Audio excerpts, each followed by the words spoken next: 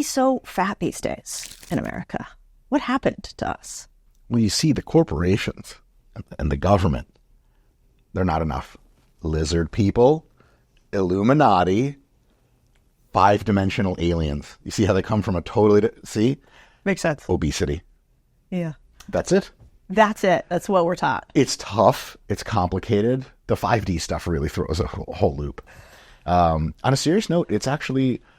we are learning nowadays that the increasing amount of obesity around the world now is probably down to just like mostly one thing, which is curious.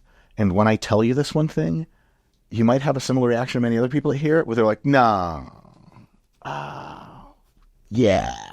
So here it is. Over time, specifically after roughly the 1950s and moving up in an exponentially increasing curve, what you could call the price palatability of food has skyrocketed. You can also use accessibility palatability, convenience palatability. What does that mean? A bunch of science terms. I don't know. And that's all I had memorized. I'm really nervous and I have no idea where I am. So basically, for how much it costs, for how easy it is to access, for how little time you need to spend working to get it in both at work for your job, they give you money, you go buy food, and for like, I have to make food or get food now, how long is it going to take me to get the food I want? Is it going to be like I have to slave over a hot stove for 2 hours? Or is it going to be like I just drive over to the, what do you guys have here in Austin as a grocery store? Oh, Buc-ee's is the Buc-ee's. Buc-ee's, the gas station? Oh, well, I'm not going to the gas station to get your dinner. My God. I knew it was a low-class podcast. I'll have my butler see me out. But, so yeah, perfect example. Buc-ee's is the quintessential example. I drive over to Buc-ee's. It's 2 minutes away. And for what functionally for the average income in the United States amounts to almost no money, you can buy an inordinate amount of high-calorie food that is the most convenient and the most tasty by a long shot that has ever been. So we are swimming in an environment where incredibly convenient, incredibly cheap, incredibly easy to access, super wide variety, insanely, amazingly tasting food is almost ubiquitously available to all of us, or almost everyone. And people really, I know this is going to sound crazy, people really love to eat super tasty food, and most people care about the calorie density of that food and long-term what it's doing to their bodies only to some nominal amount. Like if someone's like, hey, like, what do you think about the Ukraine-Russia situation? You'd be like, what's terrible? War's terrible. They're like, what are you doing about it specifically? You're like, I don't know. My taxes go to NATO, and NATO makes sure that Russia doesn't do anything else bad. Maybe something like that. So when you catch people at a Thai restaurant or catch people Grubhubbing Thai food on their phone after a long day of work, you're not going to be like, hey, like, what, really, peanut sauce? And they're like, it's delicious. And you're like, but it goes straight to here. And they're like, yeah, no, for sure, but I'll do fitness or something. Yeah. And it turns out that the amount of calories you can pack on that through tasty, super tasty food is like, waka. But the amount of exercise and physical activity and resistance training, everything you'd have to do to quote unquote burn that off, I mean, gee whiz, it's really hard to do.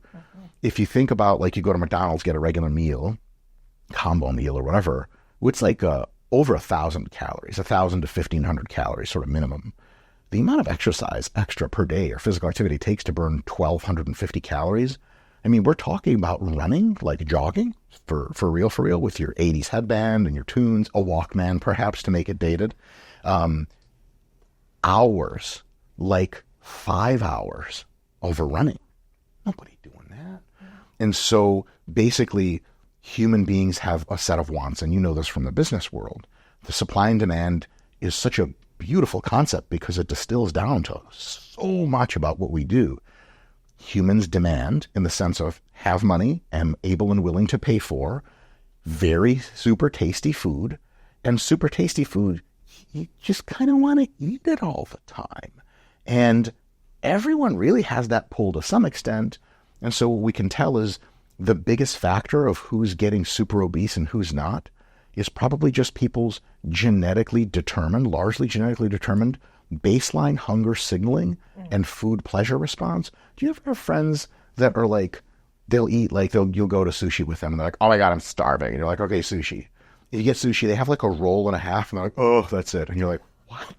I could be here all day. They would have to get the police to kick me out. I'd be like, I can drink the oil, the whole thing. Some of us just like food a lot more than others. And that is the primary cause. Now, back in the 1920s, let's say you liked food a lot. What was you going to do about it? Nothing. You're going to go to the nickel and dime store, get a can of beans. You don't like just keep eating beans. So there's that concept of palatability.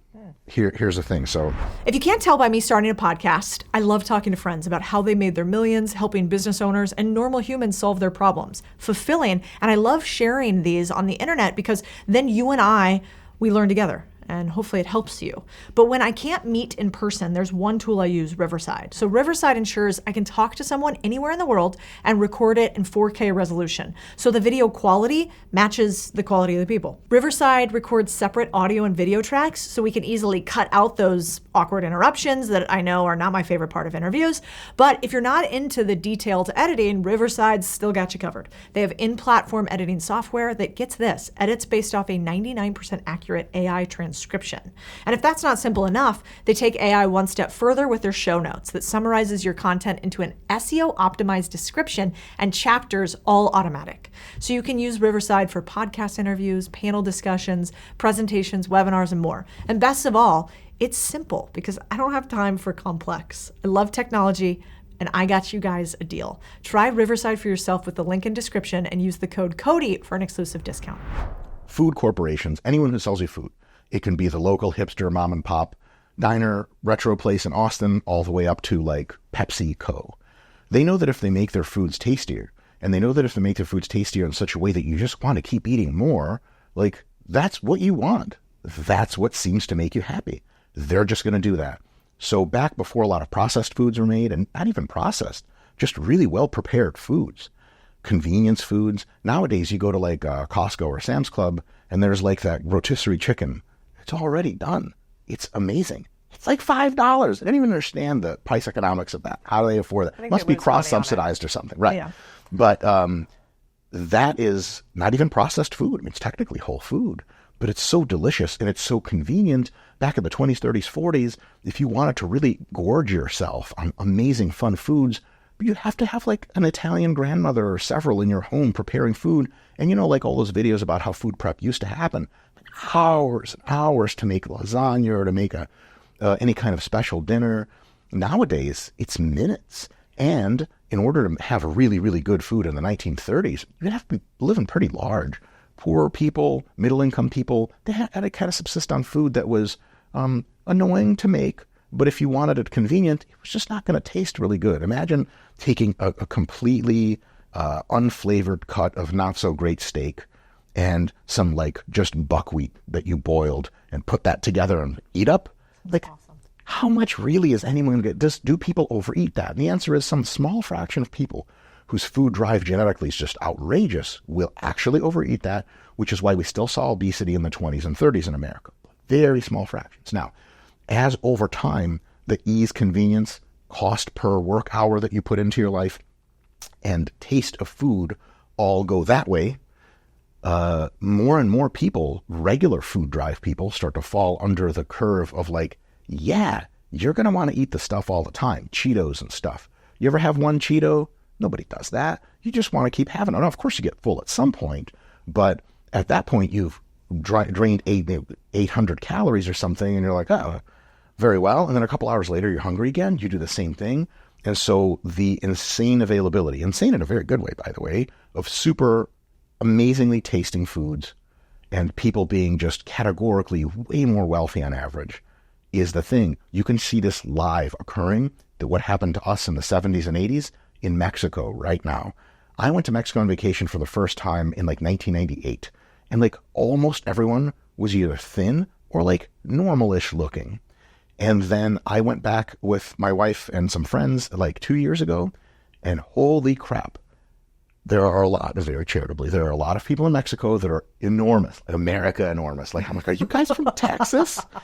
And so how is this possible? Well, Mexico's income per capita is now similar to what the U.S. income per capita was in the 1960s. is no longer accurate to call Mexico a third world country or a poor country. Almost no one there is poor. Food insecurity is an incredibly unlikely thing in Mexico, and most people have enough disposable income to buy all the fun foods they want. And guess what people do when they have money and they like to eat fun foods? They buy fun foods and they eat them. That really is the core of the obesity epidemic, and also another reason why new medications like Ozempic, tirzepatide, etc., Mounjaro, all those things, why they are some of the only things to really take a big chunk out of obesity is because they take your whatever genetic food drive and palatability drive you have, how much you want to eat, and they lower it based on how much of the drug you take. Now, at some point you take enough drug, the side effects are so terrible, you're like, this isn't worth it. But for many people, there's a point at which the side effects aren't terrible yet, but they just don't really want to eat food as much as they used to, or they still do, but they turn into that girl from earlier. They have 3 pieces of sushi. They're like, oh my God, I'm so full. And you're like, what? And so if there was some kind of mysterious cause for obesity, how could these medications, which really predominantly work just by lowering your hunger levels and food drive, how could they possibly work to kibosh obesity? But they're doing it. It's so interesting because, these days, if you were to say to a lot of people, well, just eat less calories, they would be like, well, it's also the seed oils. And haven't you heard that it's also, like you said, sort of this giant geometric blob of institutions that are incentivized to make you fat, essentially. But when you explain it that way, it makes it so much simpler. So do you think that we'll use the word Ozempic just because it's more normative, but do you think that Ozempic is actually good for society and good for our obesity rates? Incredible. I think it's a miracle drug. And I think because it's technically it's a 3rd generation GLP drug, but 4th gen is tirzepatide. It's already on the market. Mounjaro, fewer side effects, bigger primary effect. There are 5th gen drugs currently in FDA approval process, which make Ozempic look like a starter pack version of this.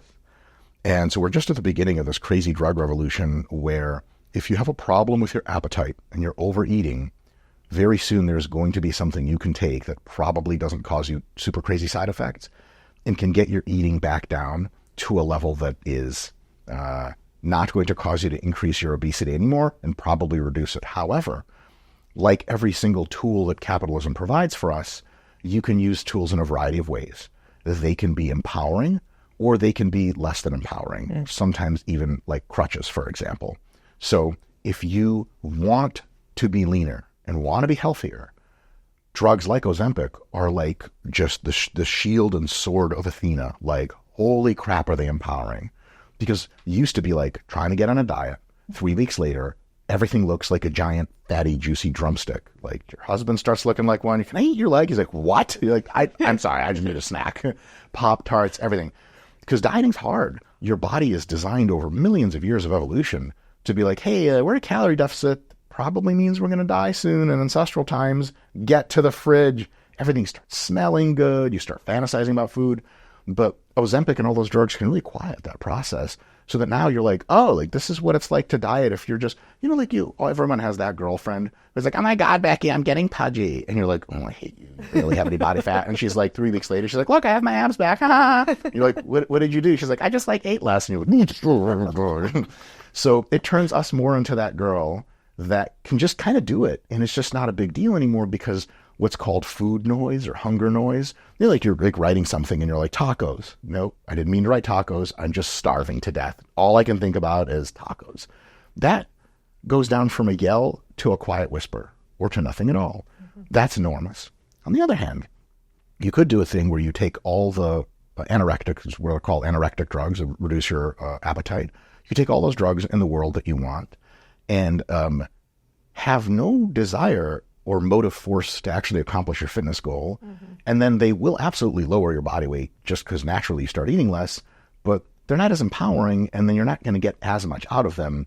And you can continue to still be roughly as obese as you've ever been, or a little less, and still kill yourself with tons of really not good for you foods. One of my colleagues, Dr. Spencer Nadolsky, he's a board certified obesity specialist.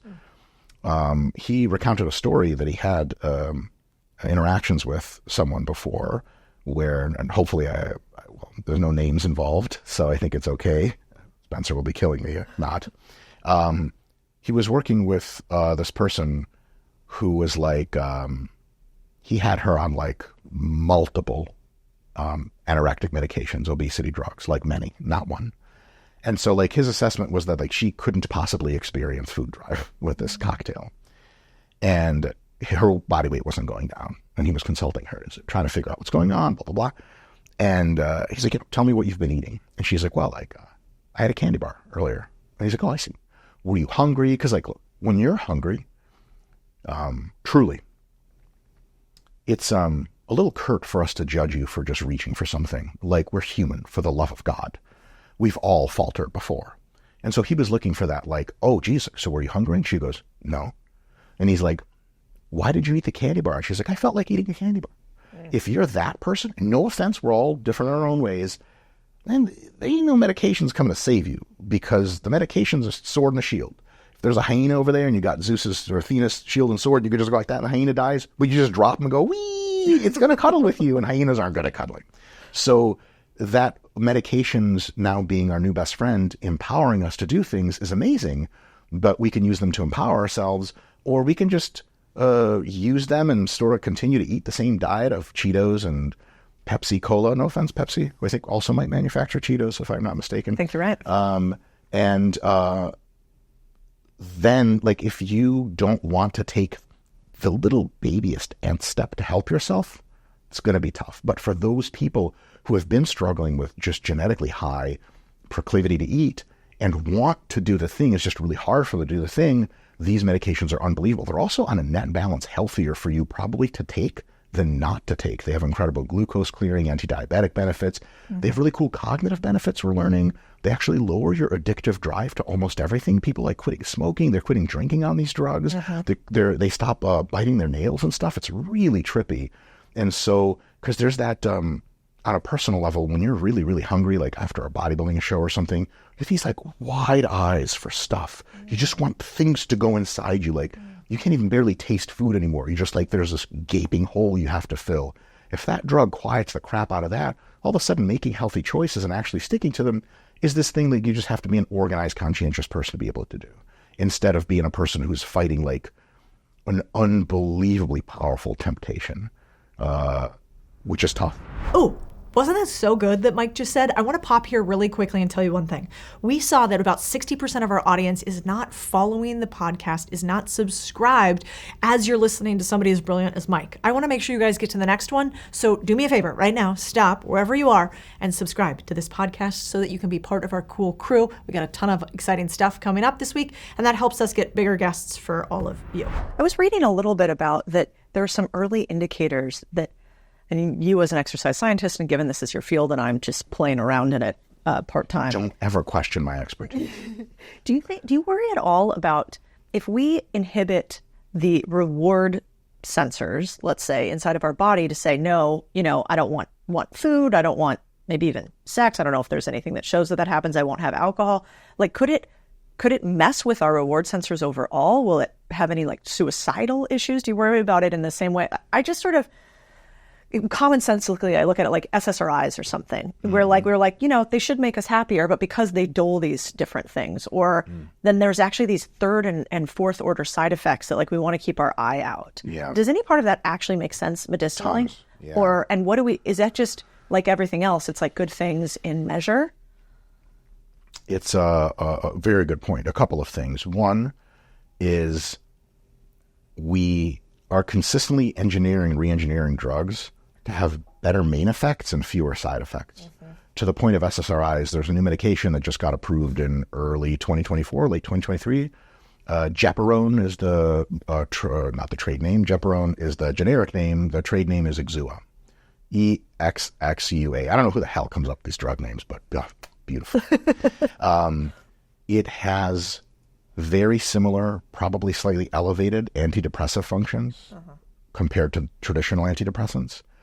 But its effects, at the very least, on food drive and on sex drive are not statistically differentiable from placebo, which means that now there is an antidepressant pill that takes you out of major depressive disorder, but at the same time doesn't really mess you up in seemingly very many ways.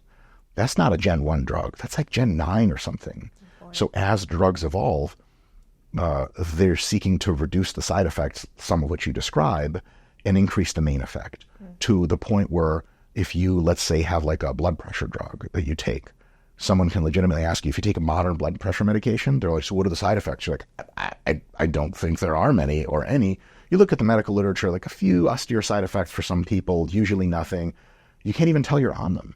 And so like, man, that is a well-engineered drug. So we're heading in that direction. However, we're not there yet perfectly for most drugs. And so for Ozempic and all those other drugs, there are downsides for sure. For some, and it really comes down to this. On a broad strokes level, they work just super well for almost everyone. But almost everyone, let's say, is 85%. In the United States population of roughly 300 million, with this tens of millions of people who are going to have a bad time on Ozempic and all the other drugs like it. And so, yeah, we're doing great. But all those concerns you bring up, some people, yeah, that kind of saps their joie de vivre or whatever. Right. And seemingly it doesn't do a ton of that, but on the margins it can, especially at very high doses, especially as it mixes with your own internal pharmacology. It can definitely do that.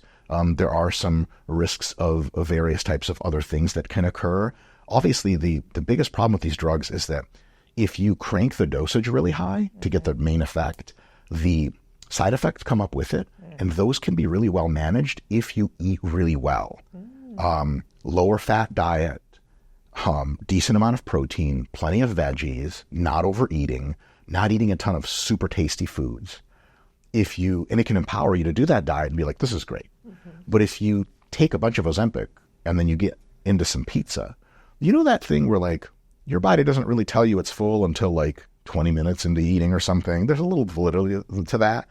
I mean, just on habit, some people can pipe down like 9 slices of pizza before the bell rings. Oh, I got 9.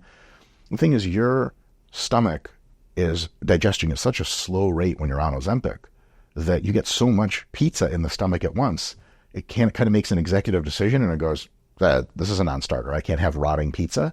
And then you'll get gastroparesis, which is like the cessation of digestion altogether. Sometimes it goes up one way, sometimes it goes the other way, sometimes it stays in there and causes you massive pain everywhere, and you go to the hospital, they pump your stomach. If you make really bad choices on this kind of drug, it's kind of like, there's like an anti-smoking drug, like Chantix or whatever. Yeah. I heard that if you like smoke on that drug, you're going to have a real bad time. So just don't do that. But if you take the drug, you don't want to smoke. Yeah. Some people will take the drug and think it's like a panacea. They think like, oh, this is instead of responsible dieting and exercise. Yeah. It's not. It's an adjunct therapy to them. Yeah. And in that way, it works really, really well. But if you're just like, I'm just going to eat the same crap I always did, you might have a really bad time of it. Well, I think it's like really beautiful the way that you talk about it, because so often we're so dismissive of drugs for people who are, let's say, morbidly obese. And a lot of people on podcasts are just like, just get up at 6 a.m., cold plunge, sauna, then do the workout, then eat nothing with seed oil. And we just kind of minimize how hard it is to go backwards from something. I mean, I've seen it with my family too. Incredibly difficult to go backwards. And if there's something that can help you in some way and use it responsibly, I think it's reasonable for us to appreciate that. And you can tell you've talked to a lot of people because of your EQ with how you explain it. I also think I talk to no when I sit in front of a YouTube studio. You talk at a lot of people. Not even, it's just a camera aperture. They never let me out. Go, really? Help. No, I think he's killing it. But I'm like, the other thing I think that's kind of interesting about this is, let's say the blood pressure medicine. Like my dad's been on it forever. But the thing with my dad is I'm like, yeah, it seems to be very helpful for you. Also, you do nothing to actually help yourself with blood pressure. Like you think that cheese crisps are a food group. And whoa. You're going to insult cheese crisps on somebody else's pod. No, wait, this is your podcast. This is my podcast. He's going to be pissed. He'll side with you. But if we're like symptom covering this other terrible thing that we're doing with drugs, I don't think that's great. But I've never heard about the food drive spoken in this way. Yes. Which doesn't seem to me like it would be a symptom of something wrong in the body. It might just be genetic. It's totally genetic. Interesting. And it also happens to be somewhere where the conspiracy theorists are sort of correct in a very low-key way. There is a corporate conspiracy to try to make food as cheap and delicious and accessible to you as possible. But it's not a conspiracy. It's just what people buy at the store. McDonald's over the years has tried to have a bunch of menu items that were healthy, and they usually discontinue them after some amount of time. Yeah. And look, your career is to be super corporate savvy and understand economics and things like that, business practices. Yeah, the McDonald's Corporation, great. I love them, right?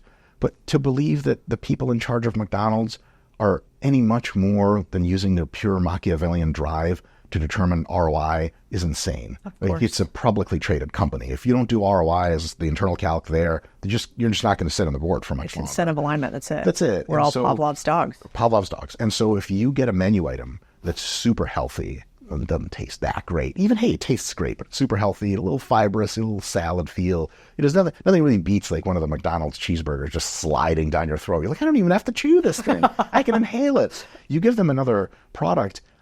If it doesn't generate proper ROI for its alternate menu position, right? Every part of the menu is what's the ROI?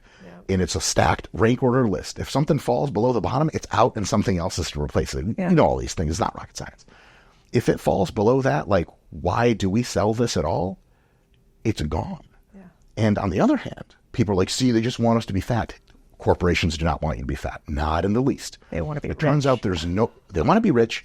And how do they get rich? They give you what you tell them you want, not verbally, with your dollars. Yep. And so when if they have a salad at McDonald's ever that makes sense on the numbers, like people love it and they buy it, you will see McDonald's transformed into a health food enterprise. They don't care. Can you imagine, like, sitting down at McDonald's board and they're like, health food's really picking up. Our menu items in health category are crushing it. They're like, Jesus, how are we supposed to make America fat if they won't eat our junk food anymore? Foot in the line. We're selling only Cheetos. We're going down with the ship. That's never going to happen. They're going to sell you what people buy. Trouble is, people don't seem to, as often, in many cases, be interested in buying the super healthy stuff. That's a people problem. It's not a corporation's problem. I mean, corporations are a second order problem to that, but so what do you want them? Because people are like, oh, these big food companies, they really need to be taken to task. How do you do that? You go into stop selling tasty things people buy. Like, what? So what are we supposed to sell? Like, well, good stuff. Like, we're going to go out of business. Like, good. Well, okay, we'll just shut it down now. It's a total non-starter. So to those people that value personal responsibility, I'm huge on that. At the end of the day, it's up to the individual to decide, like, do I want to go to McDonald's and get a salad with grilled chicken? Or do I want to go to McDonald's and just have some soul food? Fries dipped in shake. You know what I mean? The girl cheat meal where there's like not even a protein source around. Yep. You know, column A, column B. Which one do you want? At the end of the day, probably the best way to get some traction is to focus on the individual again. Yeah. Why are you choosing to eat the following foods? Some people, and there's a positive, super inclusive side to this. Part of that argument is everyone has a different food drive genetically. You have no idea what it's like to be in someone else's body. You might think you have a lot of willpower, but it takes some people Navy SEAL carrying boats overhead willpower to resist eating junk food. Like, that's how, and I do have an insight on this. I've gotten down to a relatively low body fat percentage in bodybuilding competition. The psychology of someone whose body thinks they're starving to death, seen from the inside, is a totally different world. I'll watch movies where the characters will be at a dinner table and they're like, you know, it's like super awesome mom-made spaghetti, kind of a little loaf of bread for everyone, a little mini bun, some broccoli, like obviously it's covered in like some kind of thing that sheens for the camera. You're not supposed to eat it or whatever. And the characters are talking to each other. And when you're starving enough, what I start to think, and many of my friends who've competed in bodybuilding and lost a lot of fat, you start to be like, well, why aren't they eating? Why are they talking to each other? Because if I was in that scene, I'd be like, yo, pause. I'll tell you what happened in school after this. Your whole perception just goes, just food. There was a Minnesota semi-starvation experiment back a really long time ago. Not ethical anymore, but they took some folks and they were in like a work camp situation and they cut their calories by like, roughly half. And what they noticed is the degree of food obsession skyrocketed. All they talked about was food. They started doing a trade with food in the cafeteria situation. It was just insane. And so if someone lives in that world permanently, us saying like, man, they just got to toughen up, like, that might not be true. They might actually be tougher than you. There's a specific person, I forgot, I'm not going to call this person out by name, nor do I know their name, but I was watching like a Microsoft debuting some of their new AI products, big stand-up thing with a projector and a huge screen. And there was a person there who was super, super high level at Microsoft on the eng side too. Like, And he was just like straight up morbidly obese, not in a bad way, just physically, literally. He was talking about tech stuff and, all this AI stuff. I'm like, that person's smarter than all of us. You don't just end up as the number 3 at Microsoft or whatever Eng side just by like being a will-less, soulless person who does whatever appears. This is a person who's spent late nights, who's grinded, he was the best in every engineering pro, the best mathematician, the best coder, the best everything. This is a willpower generator. And he still looks like that. What do you think his food noise is like? You put anyone else in his body, they'd be 800 pounds in a matter of months and would die in their sleep or something. So it's not always accurate to say that people who have let themselves go just have low willpower overall. That's the light side.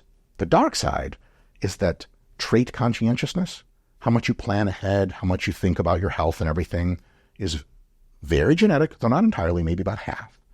And influences a ton of stuff about how you live your life, including what choices you make, how to address your hunger and food drive. So a lot of people that are overweight, they really do make bad choices because they just don't care that much. Yeah. One of the things that always comes up in the nutrition field is, how do we improve nutritional education?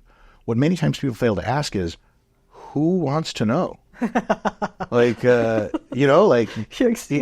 Most people, and here's the other thing, if they've done studies like this, you just talk to people as they enter McDonald's.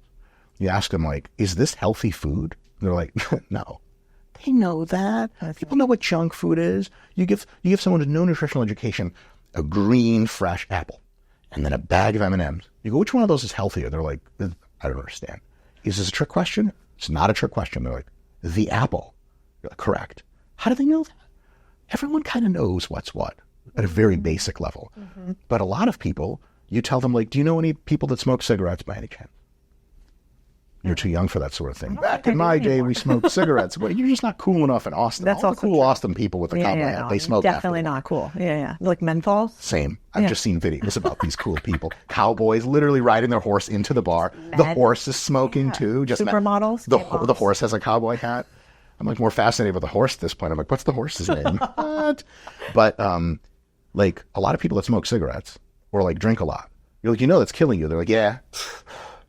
Like, okay. So when a lot of times people have a high degree of body fat, you're like, you could be eating better. Like, what's on the menu tonight? You're like, oh my God. So there is a part of this where it's like, dude, everyone, many people are trying in their own best way. And these medications help bring them back to what maybe is the average amount of food noise that everyone who's pretty lean feels all day. So it's not right for us to judge people. But at the other hand, we can judge people a little bit because some people just don't care. Yeah. And then like, how do you address that? Corporations, food stuff, that goes out the window. But those people are going to want it anyway. It comes down to talking to the individual and asking, like, do you want to improve your life? Yeah. And if they're like, I'm good, then like, we're just going to have some obese people. And as long as, in my view, and the view of our company, RP, is we want to help every single human on earth who wants to get into better shape, to get into better shape. But notice the wording. We don't want to help anyone who doesn't want to help themselves. That's arguably impossible outside of like North Korea or something like that. 100%. My dad always says you can lead a horse to water, but you can't make it drink, which is a very Western Is it a cigarette smoking horse with the cowboy hat? They get thirsty. Also, speaking of thirsty, maybe we could grab like his water from somewhere. I think. I have it right. Oh, you have one. Okay, good. I just want to make sure you were. Did I look thirsty? No, but I feel bad. I'm over here drinking, and then you're having to do all the work. Okay, let's talk conspiracies. Yes. My conspiracy is I want to have what the kids talk about these days, which is a snatched jaw. Have you heard of this? And I'm sorry. Like a really strong jaw. And jaw. Yeah. Snatched. That's what they say. You ever heard this? No. Okay. You have one. So does my husband. Is it true that we are eating softer foods, and so we have these like weak jaws, and if we masticate on, I don't know, hard, gross, sappy things that I see on the internet, or if we do jaw exercises, we get stronger jaws? Mm-hmm. Is that true? That's very likely. Yeah. The effect might, in some people, be profound, where like they started their jaw stuff, and like a few months later, like, oh my God, like Tony Danza kind of thing hanging out. But that actually works. Like those things that you chew on, like that. Funny enough, the muscles for mastication go all the way up your head. Are you masticating all the time? Look at the size of I just take a lot of steroids, to be honest. You told me. JK, I had the same head shape before I ever touched any steroids. It's just weird genetics or whatever. Yeah. Codie, to be completely honest, I used to want to be a head model. It just never happened. Don't patronize me. Thanks. Listen, have you seen models these days?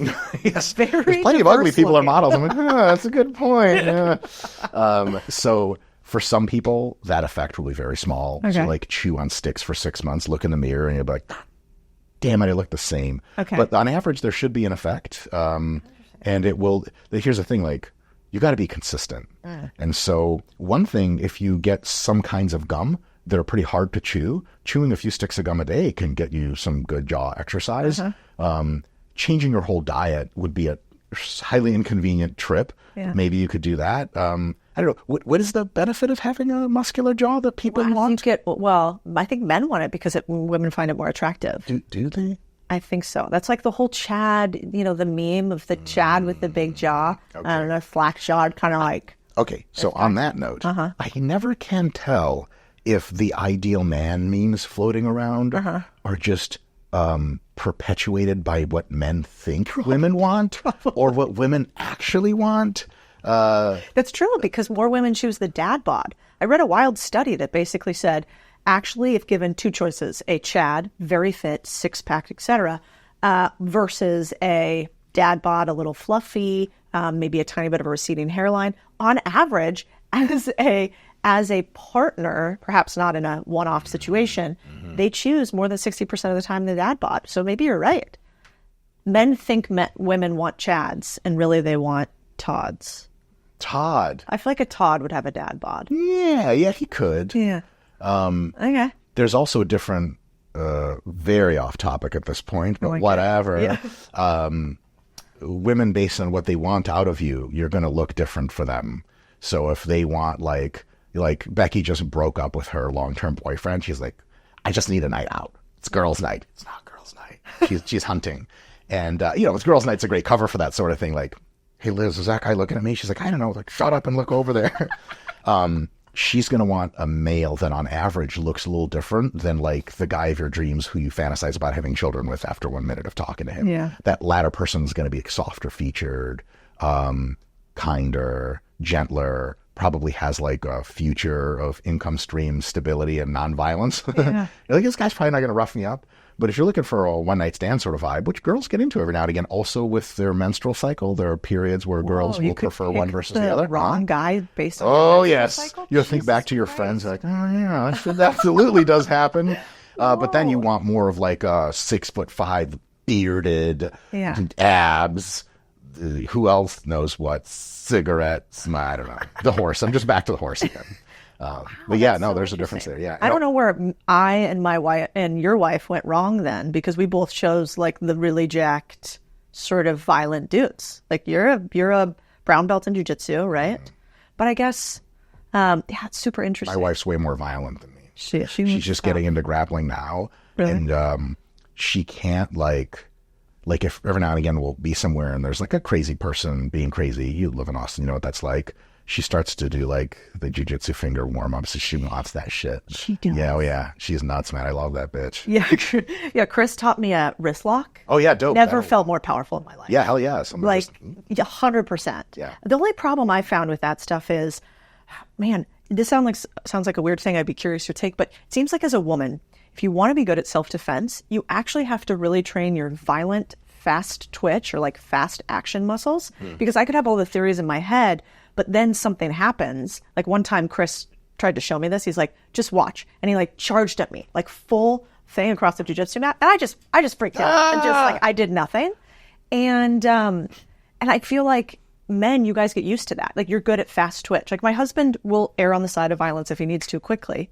But women's also a Navy SEAL. It helps. Slightly trained in violence. It helps. He's had a few months of training here. Yeah. But have you found that for women, it's harder to err on the side of violence even when we need to?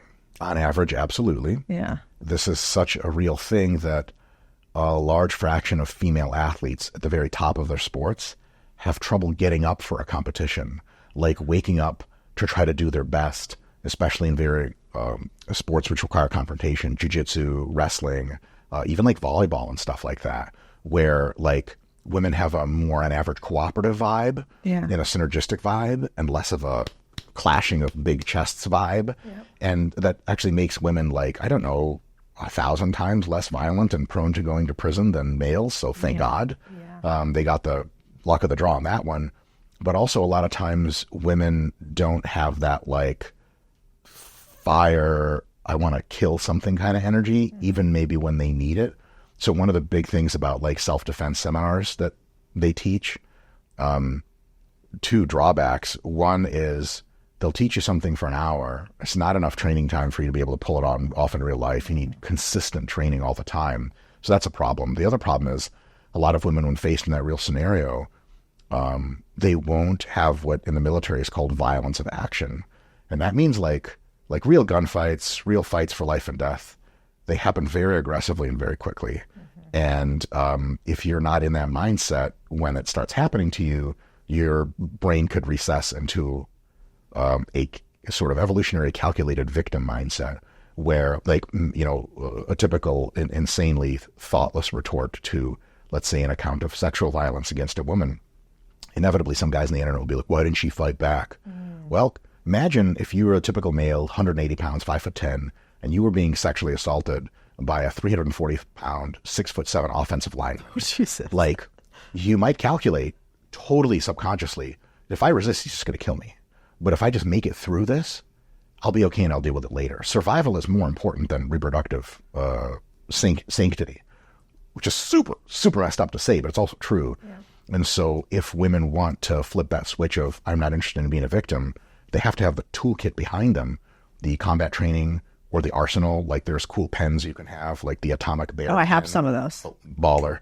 But the thing is, like, using that pen requires flipping it into a very ancestral frame of mind. Because the way you're supposed to use that pen is you're supposed to take it out and repeatedly jam it up someone's chin until they fall over, and then you run away. Which sounds messy, It's too. insanely messy. It's supposed to be messy because it's supposed to get their blood going out of them. But if you just go poke one time, they're going to take that pen and do things to you with it, or they'll swat it away, or they'll just proceed in doing whatever they wanted.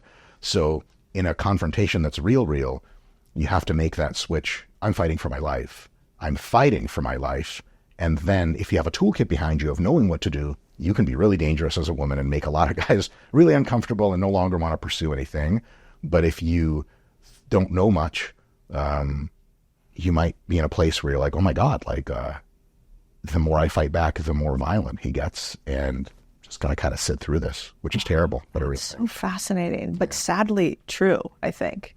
You know, I feel like you should break my heart and tell me about alcohol, because I really love a couple glasses of wine. And these days I hear that's pretty much categorically not great for you.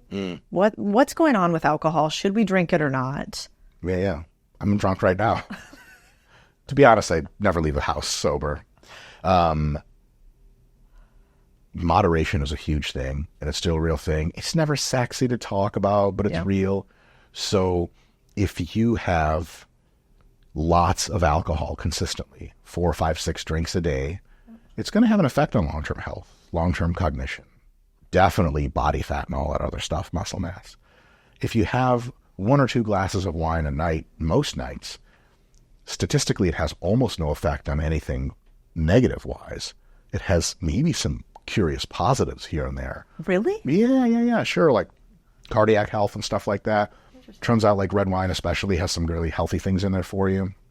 Another thing is, if a little bit of alcohol all alcohol is poisonous to some extent, but if a little bit of alcohol gets you into the unplugging, stress-reducing mindset frame that you're going to carry through the rest of that evening, that 3 hours of super low stress, body and mind, sympathetic nervous system goes down, parasympathetic, the relaxation part kicks up.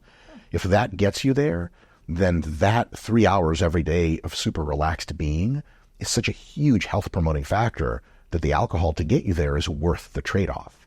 Ideally, you should just be able to do meditation or something, flip into the mind frame of relaxation, and then boom.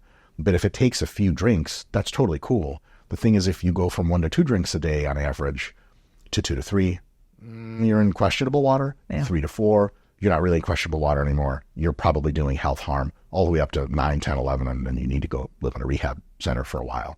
So with alcohol, like with many things, the dose, the frequency, and what you do with it is important. Another thing is like, if you just have a couple glasses of wine, that's really not a big deal. But if you have a couple glasses of wine and then you get the alcohol hunger. Where like, no, but I've heard of weed. But back when I used to use weed, I was like, it's great because it's no calories. Wine is like 100 calories a glass of wine, or 150 or whatever. But then I'd have some weed and I'd be like, the thing is, I probably need to eat that whole cake. It looks so good and it tastes so good. I know. And it's hard, I think, in business for me, at least. I meditate, I work out a lot, whatever. But I think similar to a lot of people, it is hard for me to shut it off. This thing's always motoring. Oh, yeah. And so that glass of wine, it's interesting that you say that because I feel guilty for it these days. And I think a lot of people do. There's so many people, like, big fan of Andrew Huberman, but he's like, the thing is, if you're drinking alcohol, bad. And he says that about a lot of things. I know. Caffeine. So I think I just live joylessly through life with, that's fun. Definitely bad. Well, it's actually empirically bad to live joylessly because they've done tons and tons of research that people that don't have a lot of fulfillment and people that can't unplug and de-stress, they die much earlier than everyone else. And so many of the people that have lived the longest have had plenty of alcohol and other things in their life, but they have a very, very concentrated focal point of why they're around, deeply immersing career, family connections, purpose, why they wake up every day sort of thing. And so if in moderation, alcohol is a tapestry, a part of the quilt and the beautiful quilt of your whole life, it's going to be a net positive. Ideally, if you could get what you get out of alcohol through a pill that has no actual alcohol in it, yeah, hell yeah, that'd be better. So human is not wrong. But it all comes down as a trade-off. And so, like, if someone said, like, sitting is bad for you, there's some research, if you sit a really long time, general inactivity is not that great. And then, like, does that replace, like, sitting your kids down and watching the Lord of the Rings trilogy over a long weekend? Like, if that's not a cool thing to do anymore, what the hell are we living for anyway? It's a beautiful part of life that you just removed. So everything should be seen as in context, on average, and over net effects over lifespan. So yeah, if you're a booze hound, you're just always drunk, like, you're going to die much sooner, bad health, etc. But if you have a few drinks here and there, guiltlessly, I might add, guilt is not so good for the body-mind connection, and you're able to relax with them, very, very likely, it's a net positive. That's fascinating. I don't drink, by the way. But, ever? No, I just don't get anything out of it that I used to. I used to drink a little bit in college, because drinking reduced my inhibitions and allowed me to be more confident with others. I now arguably have, like, I need more inhibition in my life, having less. I have no issues with that whatsoever. And so I just don't need alcohol. It just poisons me. Like, I'm like, oh, I'm getting sick and I have a headache and I can't think straight. Yay. None of the positives. I do dabble in the weeds a little bit. I do edibles. I don't smoke. Talk to me about that. Like, I was in cannabis actually for a couple of years, 3 or 4 years. I was an investor. Oh, dope. Companies there. Okay. Yeah, and I actually thought I was doing a really good thing, and I'd be curious your take on this. Then I started to see the THC percentages that they were putting in some of the cannabis out there and how it changed. And I had one person in my family and then just recently a second person in my family get what was diagnosed by the doctors as cannabinoid hypermeiosis syndrome. Okay, what is that? Well, apparently it is when, we should check me on the internet, but that cannabis can do something to your cannabinoid receptors. And you know how a lot of times they give people cannabis when they have cancer or something, and they're going through chemotherapy to help with nausea? Well, it almost is like it triggers the opposite effect. So basically I saw it firsthand. One of my family members was staying with me and took a hit off of a vape pen, and we had a sneaking suspicion that it was something with the cannabis. But when I'm saying sober, hit, about to go to the airport, violent vomiting for 2 days, blue all over, holy crap, multiple IVs. He had to stay in the shower. Heat seems to like be one of the only things that temper the response. So they'll just sit in the shower or the bath for like hours on end. And it happened and lose like 40 pounds, like skinny. I mean, on the brink of death. The ultimate weight loss drug. Cannabis. So I started to get concerned about the degree at which we were increasing THC. There's no research about this because it's still Schedule 1. So we don't actually know why. So I'm definitely concerned about the high THC levels, just having experienced that twice. Must be something genetic too, because 2 of my family members had it. Mm-hmm. And arguably used high dose THC previously, but it was horrifying. It was so scary for our family, and he was addicted. Like, he had to get off of it. Yeah. So I guess I never thought that cannabis was addictive previously. Yeah. So there's kind of 2 kinds of addiction, from what I understand. Sort of. This is very, very not highly informed take. There's physical. It's hard to be highly informed when there's no research, right? So there's like psychological addiction, where like you like it, it fits your lifestyle, you don't want to be without it, it feels good. And then there's physical addiction, which is like if someone just stops doing heroin, they have to be supervised, otherwise they could die. And they have like crazy fevers and all this other hallucinations. And once you're over the hump, like you're fine. But there's no real physical addiction, seemingly, with marijuana, or nothing to write home about. Like, you don't like have people who used to do weed at like a treatment center be like, watch out, they're crazy. Like, they're just kind of like, guess I'm not high. Yeah. But the psychological addiction can be a thing, because if you really like how weed makes you feel, you can just keep taking weed all the time and feel something like that. It's super cheap. It's ubiquitous. It doesn't THC doesn't destroy your body's health like heroin does, for example. Yeah. And so some people get into this place where they're like using a lot of weed all the time. And for a huge, huge number of people, this is totally fine. You're just high all the time. Who cares? Well, I don't know how people do it, because I only do weed when I have to, like, nothing is required of me. I can't be useful on weed. No way. But some people can, apparently. Yeah. And so for them, God bless them. Use all the weed you want. But for other folks, especially at certain very high concentrations, they're going to get into some side effects. And they're going to get into some weird, quirky scenarios. And it's just not going to be something that fits for them anymore. Basically, like, THC and marijuana, etc., this is a drug. And every drug, the way I treat it, is a serious thing. Like, one does not simply. There is like a culture in fitness, more like in the Middle Eastern world and in the European world, not as much in the U.S., of like, oh, I've been lifting for a few months. Let's try oral steroids. It's just like another tool in the toolbox. It's not. It's a super powerful thing that has big upsides and big downsides. It requires careful management. Marijuana is the same way. So is alcohol. And so, if weed people treat as just like, oh, whatever, who cares? Then yes, some fraction of people are going to have a real bad time. And again, in a country of 300 million people, 5% of people have pretty bad experiences with marijuana. There's tens of millions of people that are going to be screaming at the top of their lungs that, holy crap, this is poison. I mean, the other thing with weed is that, like, I think a lot of people more on the hippie side of things, which I think they're great, but we all have our various ways in which we're wrong, myself included. The hippie people want to imagine that marijuana is this, like, God made it for us from the earth, and it's this herb that takes care of the whole being. It is never a problem. It just heals everything. I've met a few of those. A few. Austin's half the population. Yeah, they're all. But, like, that's just not true. Yeah, weed can be great for many people, but it's also a powerful drug, and thus we have to treat it with respect. And if and when we see that some folks are climbing up in the dosages and they're starting to have a real wacky time, it's time to pull back and think, like, hold on a second. You can't just eat 3 200 mg THC candy bars an hour and think like, hey, this is okay, because maybe it is. But when it's not, we have to dump that hippie philosophy of like, weed's good. And that's the real thing is, in the internet, we can get things pretty simplified, maybe overly simplified. Yeah. And you start to get people that are like, weed is great, versus people are like, weed is terrible.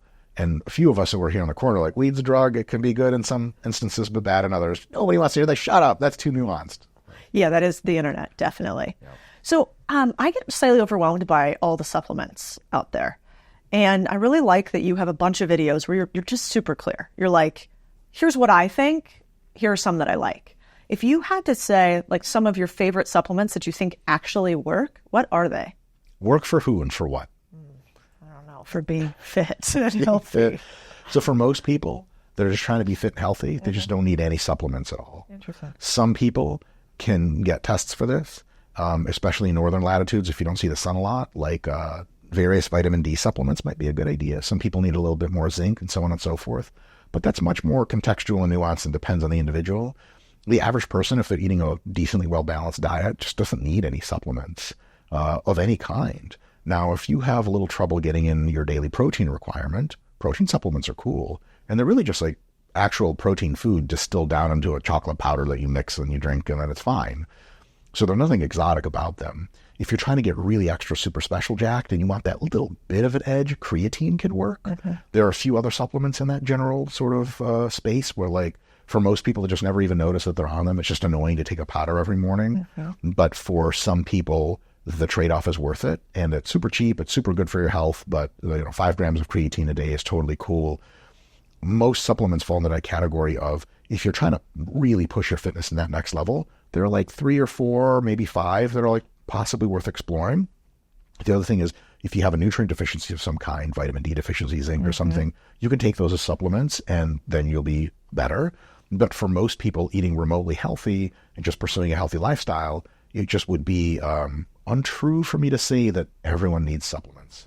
So when people come to, like, RP Strength, for instance, and they're looking for different ways to get fit, and I would assume often like muscularly fit too. Yeah. How do you guide somebody in trying to figure out supplements, let's say, or do you guys?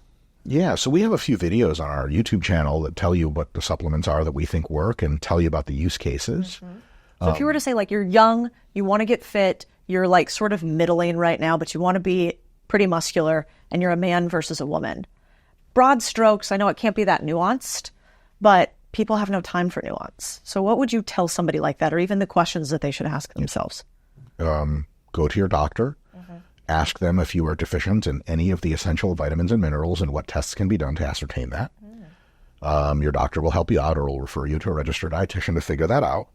And if the tests come back like you're Gucci, no worries, then you don't have to take anything. If you are deficient in some kind of vitamins and minerals, then you can start to buy supplements to address that deficiency, retest later to see that it's been addressed, and then you're good to go. If you have trouble getting in a daily amount of protein, then protein shakes and protein bars can be really cool. Those are supplements. If you want to get a little bit more jacked, but you've been lifting for a while, and you can now kind of tell subtlety versus like, oh, I have muscles versus I used to not, creatine can be a supplement you can take. If you train really early in the morning and you're just dragging, but you got to get it done, pre-workouts can be okay. Although pre-workouts are really just a ton of caffeine smashed into something that tastes like strawberries. I took one once and about had a heart attack. And I didn't realize it got better if you worked out, so I just laid there and canceled my workout. In panic for an hour. But now I kind of can use them and it works. Yeah. It really does help in the gym, though. It can, yeah. If you need a bit more of that rage, totally. Yeah. But also, like, a cup of black coffee can do something very similar, and you can grade it more because, like, one scoop is one scoop. You could start to get the level half a scoop or something. Most pre-workouts are, in my opinion, like, wildly overdosed. Why? Because when people buy them, the kind of people that recommend pre-workouts on the internet are the kind of people that are connoisseurs, which means they build up a tolerance.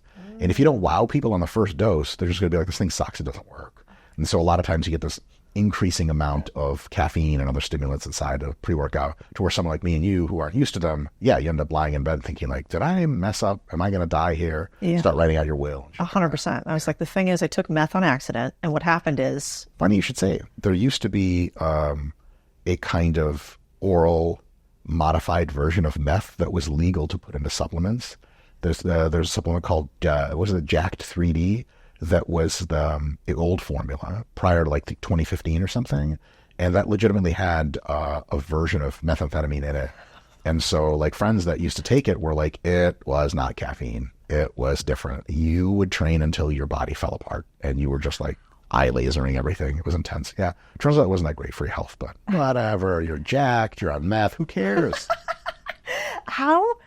When you go to the gym, and then I kind of wanted to switch topics a little bit, but a couple of things that I love that you've talked about. One, you've talked about how many times a week people actually need to go on average. What are your thoughts on that? Do I got to go to the gym 7 days a week? Do I need to be there for an hour and a half? Can I go for 15 minutes a day? If it's my gym and I train there as little as possible because I don't want to see you, because I want the whole gym to myself. If it's my gym that I own, I want you to be there every day, twice a day. No, I want you to pay the membership but never show up. The Planet Fitness model. Yes.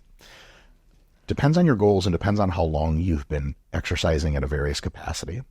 So if you've been training hard 4 times a week for an hour and you want to take your fitness to the next level, you either have to do 4 times a week for an hour or 4 times a week for an hour 15 or 5 times a week or 6 times a week. Like whatever physique you've gotten after months and months and maybe even years of doing a certain frequency, like to level up You might have to do a little bit more if you can recover from it.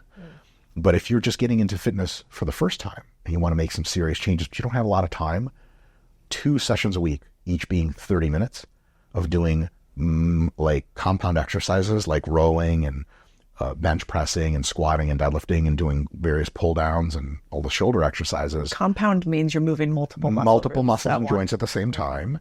And that means it's really economical. It's efficient because you don't have to like spend one set doing one exercise, one muscle, and then go to the next one. If you take very short rest breaks between sets, and if you arrange the sets such as muscles that are currently working are going to be resting on the next exercise. So like if you, let's say, combine a bench press with a dumbbell row, not really any of the muscles do both. And so while your bench pressing muscles are resting, you're doing dumbbell rows instead of taking time. If you arrange that in those supersets with 2 sessions per week of 20 to 30 minutes each, even with at-home dumbbells, you can revolutionize your physique and your health if you are starting from just being a regular person out in the world who doesn't work out. Huge deal. If after a year or 2, your physique starts to kind of stabilize and the gains are very slow, you can start to add another session in and another one until you get to, one of my colleagues, Jared Feather, he's a pro bodybuilder. He trains like 10 times a week technically because he has some days which he comes to the gym twice.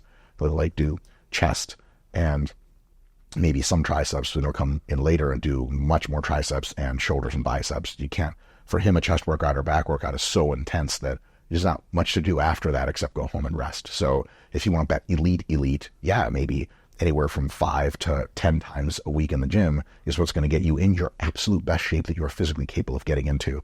That's at the expense of the rest of your life, though, so I'm not a recommendation on my part. But the really good news is that for most people who aren't working out very seriously or consistently, just 2 or 3 sessions a week, 20 or 30 minutes at a time in a gym can get you unbelievable results. However, you got to be moving. None of this scrolling on the phone while dumbbell curling nonsense. You're going to be sweating. You're going to be breathing heavy. You're going to How much sweating? Like, how do we measure intensity? That's what my husband says. My problem is I think it's very normal for women. Like, I go in the gym in Collective. Everybody looks hot. They got makeup on. It's not coming off. Beautiful over there. I feel like such a troll there. I'm like, beautiful. why am I here? Me too. Half the time I'm at like my shirt's stained. It's not great. So how does one measure intensity, and how important is that? Yeah, it's pretty important. Consistency is by far the most important. Okay. You show me someone who doesn't work out hard, but they show up every time, they're going to get into way better shape than someone who's psychotic that like skips a month here and there. It's a thing. But basically, we can't measure it super well because it's really internal. But that's up to the person watching this to decide, how far am I pushing in? And so a really good landmark for it is this. First of all, try hard. Say, this set, I'm going to push my body. And here's a big one. I'm going to accept the inevitability of discomfort. I'm here to be uncomfortable. If I'm comfortable the whole time that I'm training, I'm doing something wrong. And there's a couple ways to tell if at the end of a set, you're really pushing the muscle very close to failure. Because when the muscle can't lift the weight anymore, that's kind of the ultimate arbiter of like, you're training pretty hard and that's good enough. So how can you tell you're getting close to failure? 2 ways to tell. One is probably a bit better than the other. One is, how fast are you lifting the weights? Like if you're rowing a row machine and every rep looks like this, and you rack it, someone's like, bro, you really couldn't have done a few more? You're like, it got really, really tough. I don't believe you. Nothing changed. So if the last few reps are starting to get real slow, and anytime you want to quit between when they start getting slow and when you can't move anymore is A-okay. You're in that zone of acceptable difficulty to really get great results. The other one that occurs at roughly the same time is, how does your perception of how hard and heavy the exercise feels change as you do the reps? So reps 1 through 10, you're bench pressing and you're like, feels like 45 pounds or whatever it is. If you're going to fail with a gun to your head at 15 reps, anything after 10, 11, rep 12, rep 13, you may even be able to move it at the same velocity because you're really tuning up. But perceptively, the weight is going to feel heavier, like it's pushing back at you. If you can do a whole set of dumbbell curls, you ever been to like an aerobics class? Yeah. They do a set of 10, they put the dumbbells down, they do something else. You're like, but he tried on that set. Yeah. If at the end of the curls, you're like, really straining, you're working hard enough. And as long as you do that on every single working set of your program, you're going to get all the sweating, you're going to get the heart rate benefits, you're going to get the fat loss benefits, you're going to get the cognitive benefits. If you never really look like you're trying, and more importantly, if you don't feel like you're trying, you're not going to get as good a result. God, that's so helpful, actually. Now I'm going to do that. This is kind of a crazy idea. I sort of wonder if in the future we'll be able to buy fitness. Yes. Really? Because I kind of I think, can't agree anymore. okay, tell me why. Will we be able to buy hot bodies and being fit in the future? And if so, how? This is very much speaking to a huge passion of mine.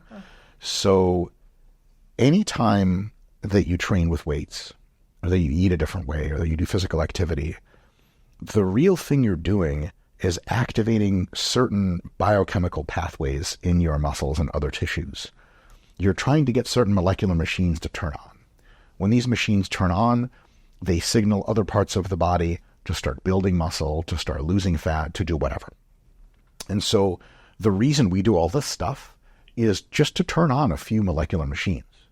Now, if we develop drugs that just turn on those machines anyway, why do we need to do this? Now, there are still some connective tissue benefits, which you could also target with different drugs. I'm getting ahead of myself. There are psychological benefits to training that are awesome. I don't want to take away from that at all. It's very important to some people.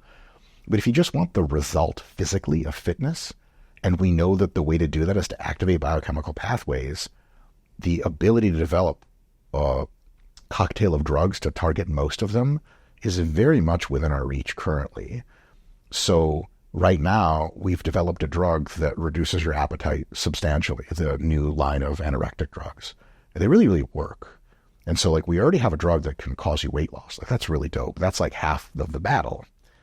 Another drug that I'm looking forward to hopefully hitting the markets in the next 5 to 10 years or something is a pure anabolic. What that means is if you take anabolic steroids, they grow muscle with you just sitting there, a ton. They grow as much muscle as working out does, but you don't have to work out.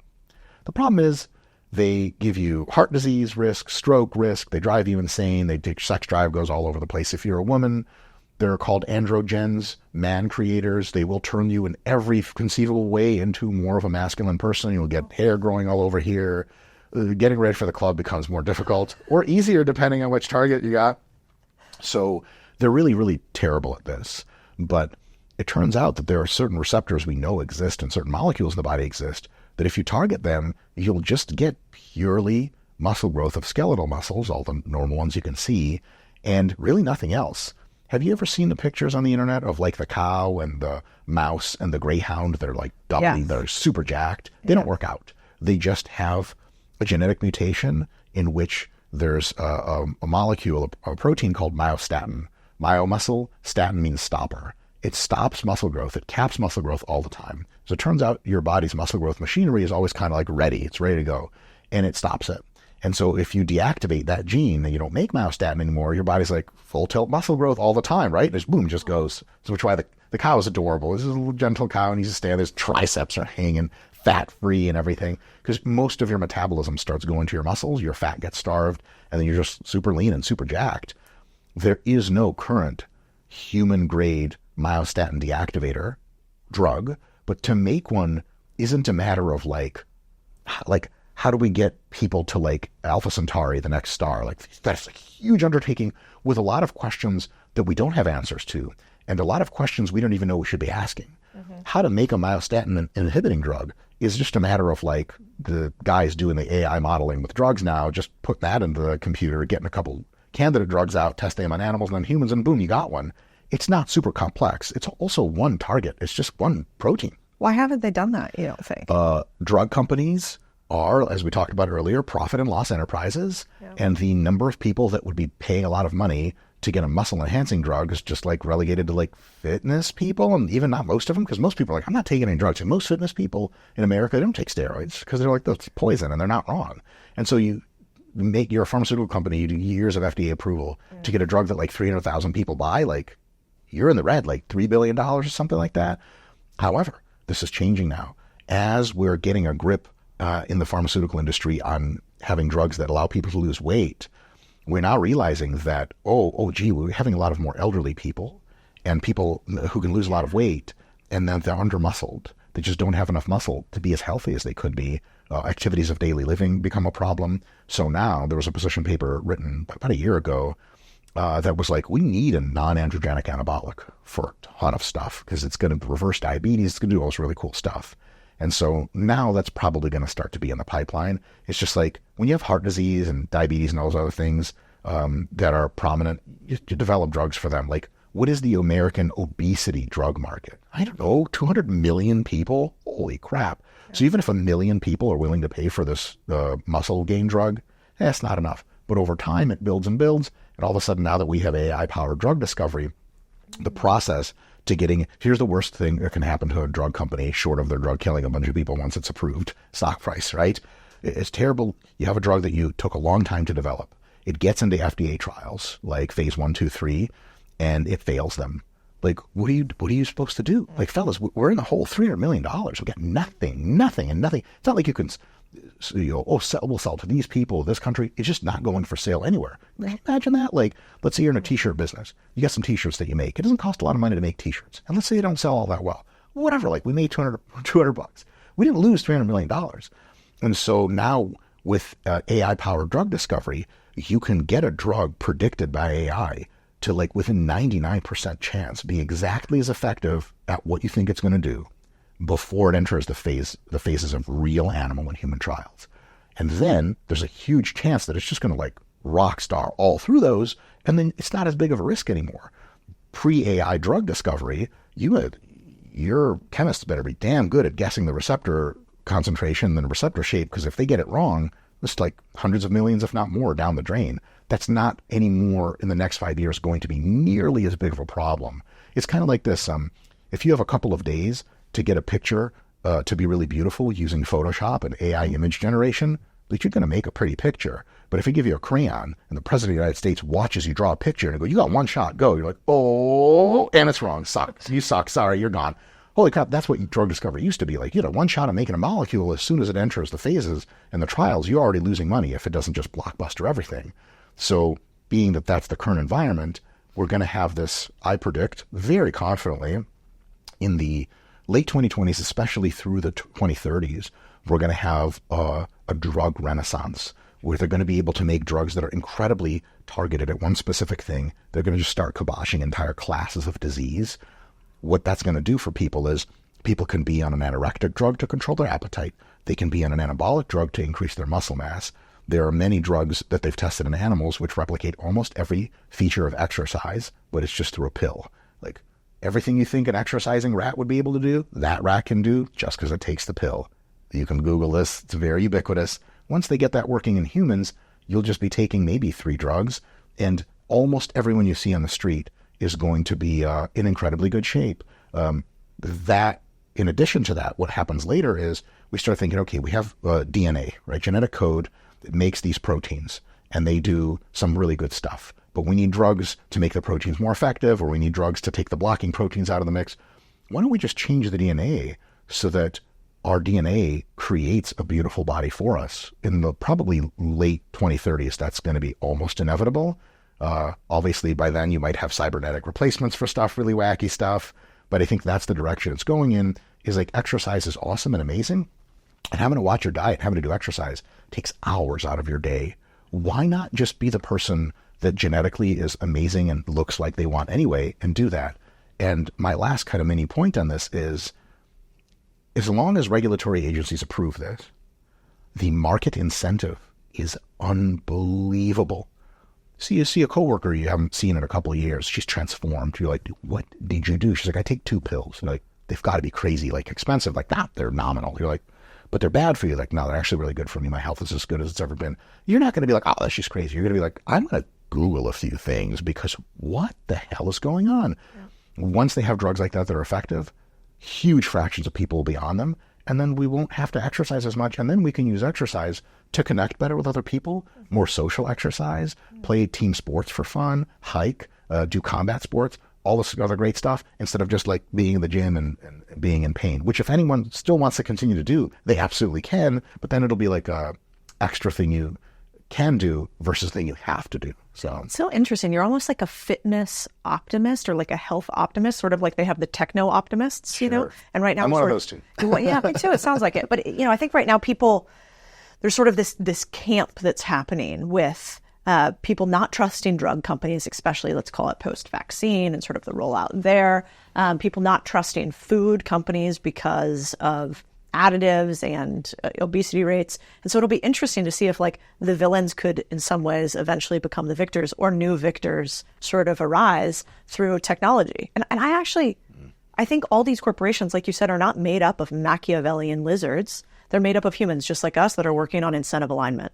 And like if we change the incentives where actually they can make more money off of fit people overall and healthy people, and not like length of care, but actually like acute change of health, then that's probably what they'll do. And or a really good competitor will come up and eat their lunch if they just focus on keeping people sick as opposed to making somebody healthy. That's the thing is, I've never seen any internal documents of any pharmaceutical corporation that explicitly addresses this idea of sick care. Yeah. I've only seen sick care in conspiratorial references. I don't think any executive in their right mind, even if they thought, look, we don't want to cure cancer. That'll be terrible for our profits, which I'll get to in a sec. That's backwards. They're going to be like, well, we want people to still have cancer, but our drugs are going to make you feel better. That way we'll make the real money. If you articulate that to scientists researching the drug, to members of the board, to privileged investors, to business partners, like some company sells you like assaying machines, because you're a pharmaceutical company, you use them to develop drugs. And you're like, yeah, we want the Class B model, not the Class A model. They're like, the Class A model leads to cures. You're like, we're not into cures. If that leaks to the media, you're not done. You're done. Yeah. Pfizer, gone. It's never happened. Because those people are generally much smarter than the average person, and they've done that thought experiment in their head. And they go, even if we want to do this crazy thing where you're on purpose keeping people sick, how the hell do you keep that under wraps? Yeah. Bill Clinton was trying to get one BJ in the White House. That got out, right? Like secrets are real hard to keep in a corporation. You can't even like CIA threaten people. Like, we'll kill you. They're going to kill me. I didn't do anything. Yeah. One stray email to the wrong person and you're done. So this idea that corporations intentionally, pharmaceutical corporations are intentionally keeping people sick is baffling and wrong. And honestly, like I'll make a bit of a further inclination here, probably damaging my character. It's offensive to the people that work at these corporations and to sick people in a certain light. A certain light, it's an interesting hypothesis. It could be true, but it's probably not true. And here's why. Pharmaceutical companies, you go into a pharmaceutical company, you real talk, just real human to human with the researchers, with the CEOs and everything. And you go, where's the cancer cure? They're going to be like, motherfucker, we don't fucking have one, you idiot. Can you imagine what would happen to Pfizer's stock if they had a drug approved that straight up cured cancer? Can you imagine any other drug they made after with the tagline of, from the people that fucking cured cancer? Yeah.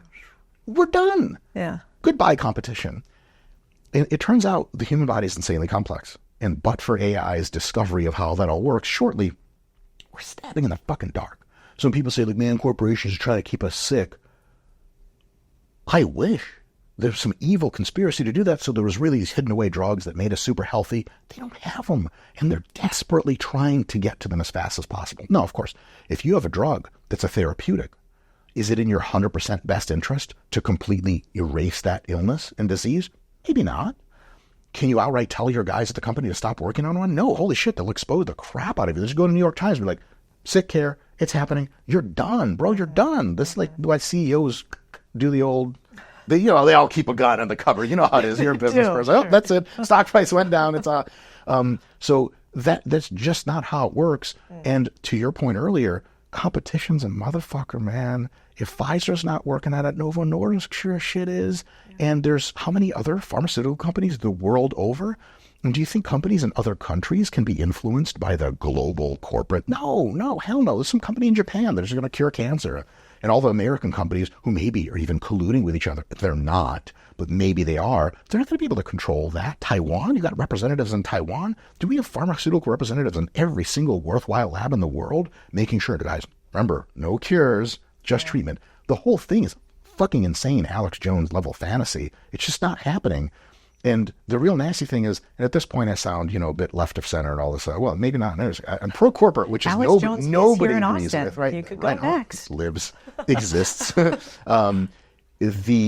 other thing is this. A lot of people don't even care about the treatment or the cure. Yeah. They're just going to do what they do. Yeah. People talk about like all corporations are like trying to give you food that's bad for you. Do you give a shit? or you just buy Cheetos. There's no lie. There's no grand conspiracy. The corporation's like, we're secretly poisoning. Don't tell anyone. We're like, hey, Cheetos have all these chemicals in them, and they're on sale. Now, if people really gave a shit, they'd stop buying them. But they don't. A lot of people don't. So a lot of this comes back down to like, corporations are just like the people at the market to like unveil their shit. And they're like, do you want any of this? If you say yes, hell yeah, you're signing up for it. It's up to you to be like, well, no, I want healthier stuff. And here's the thing. How many corporations are selling healthy stuff? Oodles. Whole Foods' entire brand is based on healthy stuff. There's all these other players, and it's up to humans individually to choose, like, do I want the stuff that's not so good for my health? Or otherwise, I wish there was a conspiracy so we could tell the drug manufacturers, like, hey, do better, work on cures. They're trying. Yeah, I agree. They're trying desperately. I don't think I don't know if there's a conspiracy or not, but I think the one item that I do think is real, and we talked about this before, is just incentive alignment. And so some of the problem with corporations overall, and I've seen it firsthand from being in finance, is just the nature of the stock market. The stock market is not inherently good or bad, but it is quite short term. And so, if you always have an incentive to have short-term alignment as opposed to long-term, which is usually what happens in private companies to a bigger degree, that's problematic. And if you have alignment to have maximum profit increase above all else, that's bad. And an interesting example is, for instance, like China. They did this fascinating thing with one of the, I don't remember what they call it there. Let's call it a mayor. But let's say you're a mayor of a region in China. And they did something that I would have thought was very clever when I first heard it, which is, how do we measure our politicians right now? We have no idea if they're good or bad, right? We go, I like that guy because X, I like that guy because he's not Y, And so that's good or bad. But there's no like track record. There's no scorecard. We have no idea. At least as CEO, you can see their public stock parameters and how have they done one way or the other. There's some metrics. Well, they said, hey, why don't we actually just measure the mayors by GDP growth and employment? Do they employ more people? And do they increase the economic activity? That seems like something politicians should do. And that seems like a great idea. And it was in many ways. And it lifted many areas of China out of poverty. One thing that they didn't think about, though, was with every sort of right oar on a boat, you need a left oar. You got to have a collar, right? And so the right oar was like growth and employment, let's go. Well, the left oar was, whoops, what about environmental impacts? Whoops, what about waste? And so they created like sort of these toxic zones through this. And they eventually had to change it. And their version of the FDA, I think they killed him. He was put up because in China they got a different sort of justice system. Yeah. But there was a widespread outbreak, killed a bunch of people, so he went to jail or died. And so I think one of the things that, at least for me, looking on the outside to the pharmaceutical industry or to the health industry overall, is we do have to look at not only one, can the individuals have higher willpower, but two, how are these people being judged if they win or lose? Which kind of takes us to the next point I want to talk to you about, which is teamwork. Like, I actually don't think that you really ever have an employee that's just like, it's very rare where the employee's just shit. They're just awful. They actually want your company to fail. They don't want the job. Sure. That's not that normal. Often it's a couple things. Like, you placed the wrong person in the wrong seat. They have bad incentive alignment. You want them to do something that is actually not in their best interest to do. Or, you have a person that just X grew or changed in the company and they went sort of Y direction. There's not a fit anymore. So I do think there's like, in the world of fitness and health, it seems like there's the same thing. We have some bad incentives overall with stock market, with perhaps integration between, and this isn't just health and fitness, but everything, big companies and government incentive. We always want to protect industries in order to protect our entrenched entrants and to not allow competitors. If we get a chance, we don't want new competitors. So I think I get why people get conspiracy theories, but I'm with you. It's not because they're really brilliant and secretive. It's because there are perverse incentives that if we changed, there would be a different outcome. Then we'd have different perverse incentives, but Sure. that's why. The net balance. No, I think that's great. I think the net balance of incentives is what really matters. It's also not a mystery as to how to create a regulatory environment that is super beneficial. There's not a ton of debate in formal economics about the basic outlines of that plan. Yeah. Like very low levels of very basic regulation, especially ensuring that due process will be followed every single time, and you favor long time horizons. Like most of the regulatory structures in Canada, the US, England, most of Western Europe, Japan, Taiwan, they're very good. You have regulatory structures in other countries like Spain, for example, where like it's not entirely clear if they're on your side or not. And the government has so much power to arbitrarily declare this corporation the winner versus not, that self-interested corporations have to play the lobbying game because you can't win without the lobbying game. And so it's really quite clear from economics perspective how to create intelligent regulation. It's no longer mysterious. It hasn't been mysterious for probably 100 years. But the thing is, when people vote, most people are economically illiterate in the literal sense. And it's worse than that, because most people feel like they know economics, but they know opposite of the truth in many cases. Like, for example, people talk about housing getting expensive. There's actually only one reason housing is expensive: pure regulation. That's good for no one. But it turns out that both landlords and tenants roughly agree on how much housing regulation there should be, and it hurts both of them, but they just feel like it's the right thing. They're just wrong. So there's all kinds of stuff that democracy is like, the worst way of all to govern, but all of the other ways are much worse. And so hopefully, as people become intelligent over time, more intelligent, more educated, and more libertine in their attitudes of live and let live, as has been happening through history, but kind of up and down here now and again, eventually the corporate regulatory environment gets better and better and better. But there's also a bit of that ethos to bring in to how you run a company. So like at RP, I'll wave the flag a little bit here, but this can be done with any company. You have to have a real good reason of what you're doing that comports with the rest of society. So at RP, our deal is this: we only exist to try to get everyone who wants to become a more fit version of themselves tactics and tools and strategies to do that easier at a very reasonable cost financially and everything else wise to them. If and when there is no more reason for us to exist because everyone is genetically altered and is fit forever, we'll lay it down, we'll cash out, and we'll just not be a company anymore. We're not going to try to be like, oh, you can scuzz away some money somehow. And so corporations are part of a society-wide team to try to make everything better. Yeah. The purpose of a corporation is to supply demand. It is to give people what they want, but also in as long of a time horizon as possible. So if you give people what they want and it hurts them in the medium term, you can run a company like that, and many people do. But if you want to become super, super rich for real, you want a company that outlasts even individuals that run it. So for example, General Motors or Ford, they're older than any living human. Yeah. There's companies in Japan that are 400 or 500 years old. Yeah. If you run a company like that, that company's mission has to be long-term, that our customers that we're supplying are straight up better off because we exist. And so now each corporation is kind of a player in this super big team of society corporations around, and they're all trying to help everyone else and getting money for it, which is great. You benefit, I get rich, I go use my money to benefit, someone else gets rich. Super, super happy circle. So it's all one giant team. You lens down a little bit to the corporation itself, and everyone in the corporation, every worker, has to have a similar mentality of, I am here to try to help the corporation, which means all the other people that work around with me.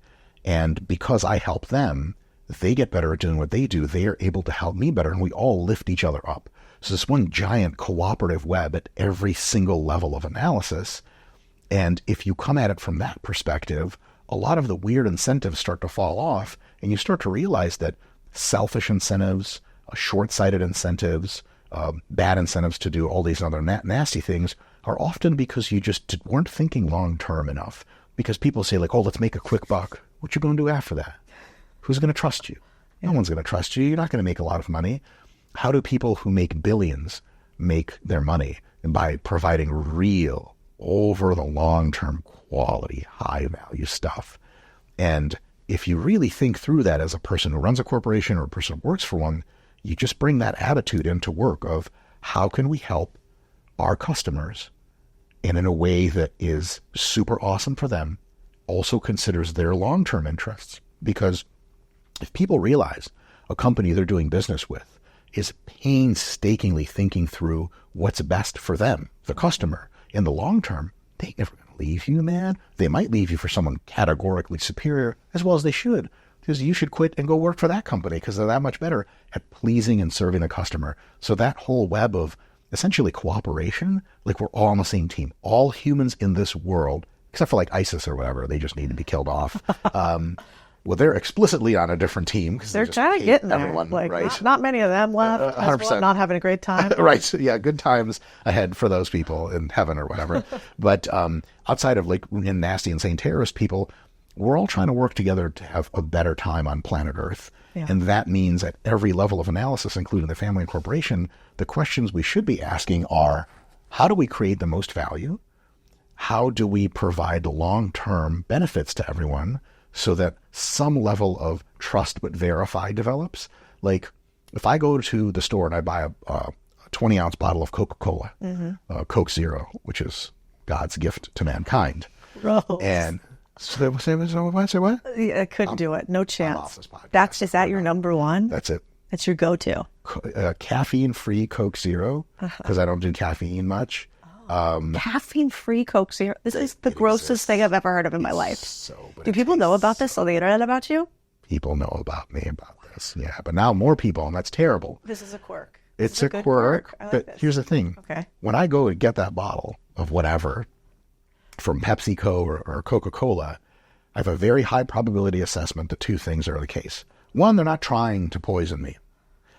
And two, they're going to try to make a product that I like a lot. They're trying to make me happy. So if you have a corporation which either has internal attitudes in its employees of like, I'm going to get mine, fuck everyone else, not good. Yeah. If you have an attitude of, I'm trying to help everyone that I am able to with my skill set to empower them, you got a good thing going. And then it's a matter of, do you have the skill set? Yeah. So like our CEO at RP, Nick Shaw, he does almost no grandstanding, very few board meetings where he's like, quarter numbers, it's going down. You guys are assholes, trying to blame people. He doesn't do that.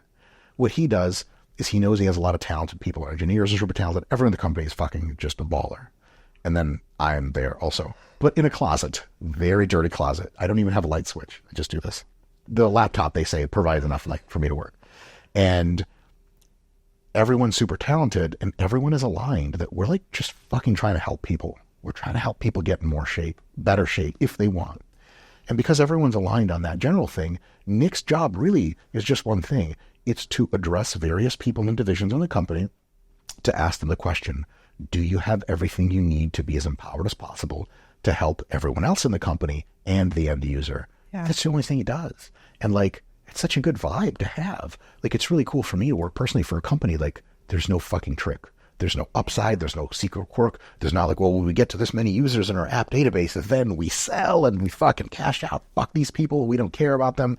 It's pure long game. We're just trying to get people in shape. And I think most companies can have that vibe. Like, I've read some of your stuff about how you're trying to empower people to invest in local small businesses. Yeah. Like, there's not like a get rich quick scheme at the end of the day for you on that. Sometimes like, I wish. Right? Like, you know what will make me billions? Laundromats. Right. It's not like you're like buying the businesses and then nuking them and then installing nuclear reactors instead of schools, but the children are the fuel, that sort of thing. I do have a penchant for that like mega evil rich guy fantasy world, like Captain Planet type of shit. I like to read it. I like to read it. It'll be great. Yeah. Right, exactly.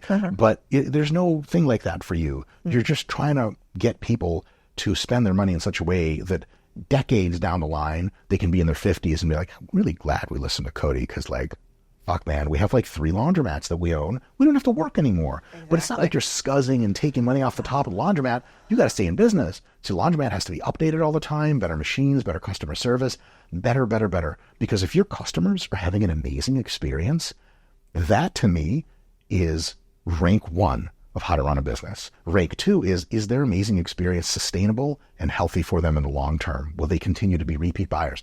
Selfishly, because we want repeat buyers. Also selfishly, for our whole team as a society, we're not trying to hurt people.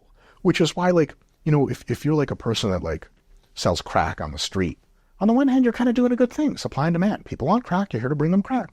But also crack kind of destroys a lot of people. So you got to be up at night like, fuck, man, am I really doing the right thing? I suppose most crack dealers are not up Probably at night. Not, but maybe. Up at night, they don't get high in their own supply of those. They're still not doing that. Up at night on crack alone. I always think if you can run a crack business and make a ton of money, you're probably a really good entrepreneur. Oh my God. And like, you should just try the straight and narrow.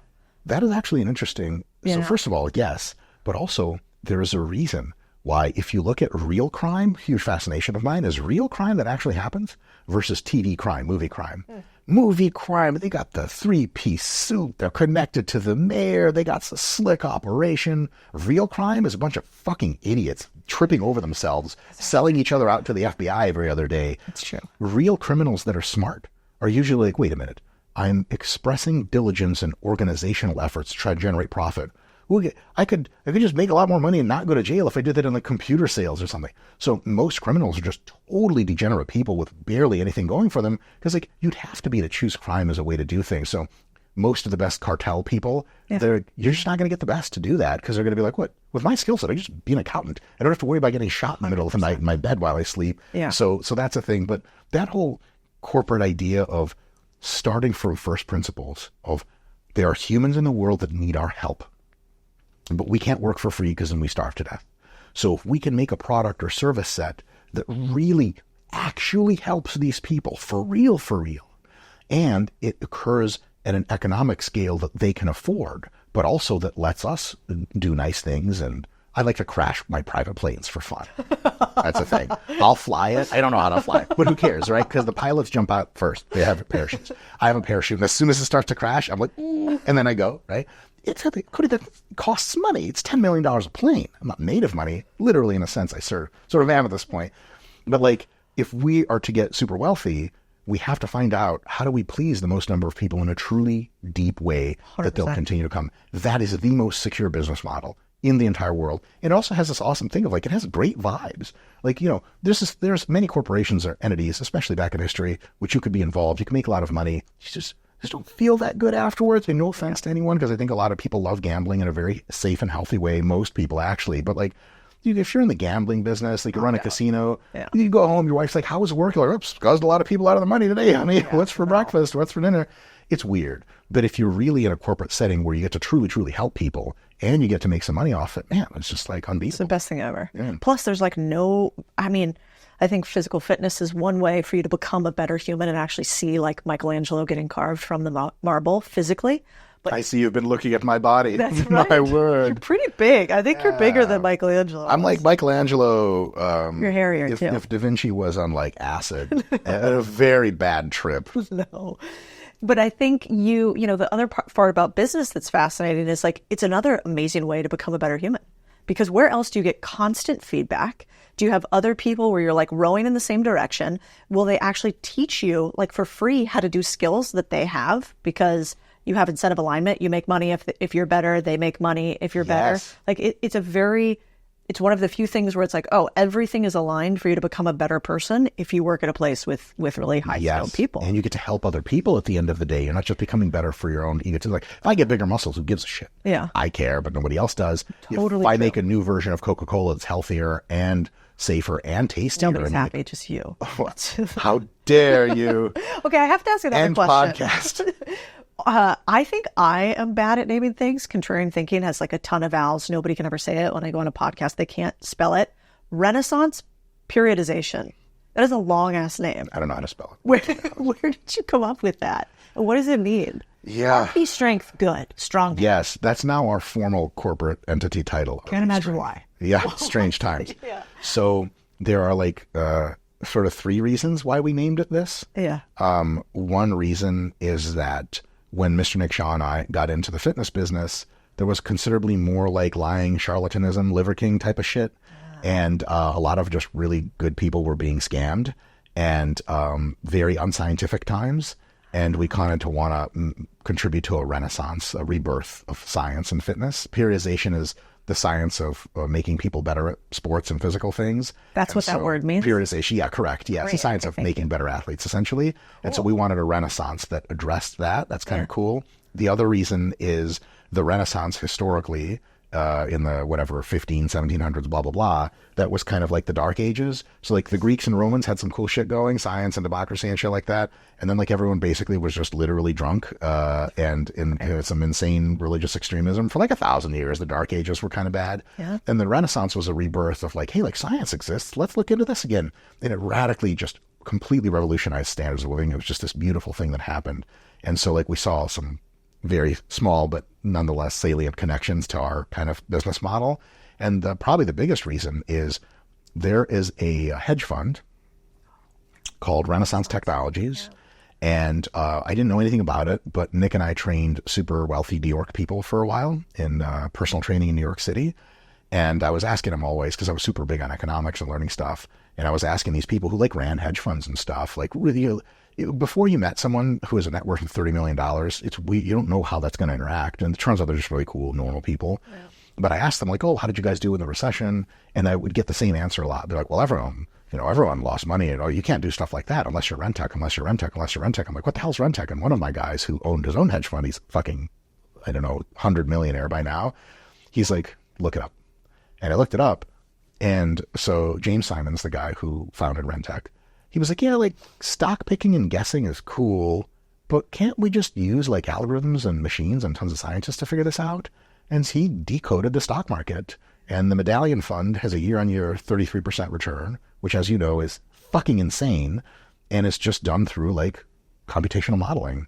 And so that idea that you can just science and math the living shit out of something and help a ton to get clarity on it, we're like, yeah, we're just going to do this to fitness. So we science living shit out of fitness. And now we have a team of super highly qualified software engineers, a ton of PhDs, very Remtech-like, and they make software. They make our Diet Coach app. They make our hypertrophy app. And they make a ton of digital products for us. And these things help people for pennies on the day. And it's like kind of a really miraculous thing I'm super proud of, I guess. But when I found out that Renaissance Technologies was like, yeah, stock picking and guessing is, because mostly fitness up until that point had been like, do this, trust me. Right. And we're like, this this worked for me, so it will for you, which you never do. Just on vibes, right? Right. Because, it's like Brat Summer Fitness. Exactly. And then we have this new way of doing things, which is more science-based, more calculation-based, more computation-based. And the only reason we do that is because it works better. And it's cool vibes because I love all the sciencey shit. I'm a nerd at heart. And so when I've realized what Renaissance Technologies was, when we started naming our company, Mr. Nick Shaw and I together, I was like, Renaissance Periodization, boom. And on the one hand, it's impossible to say or spell. On the other hand, it kind of sticks with you as a quirky name. They were like, those weird people. Also, RP as a shortening of that. You can remember RP. Yeah, that one works. Yeah. And mostly people at the time were naming their companies after themselves and had fitness after themselves and nutrition, like Sanchez Nutrition. But, no, I never wanted to do that. I already think like my face is on the internet too much. I'm sure you feel the same way too. Oh my God, they're like, why do you like a podcast? I'm like, because I'm not talking the whole, like I get to listen to somebody else and you guys don't have to painfully sit through more of me talking. You know what's the other thing that's cool about Renaissance is, like to our point on team, that now most of the money is the team's money.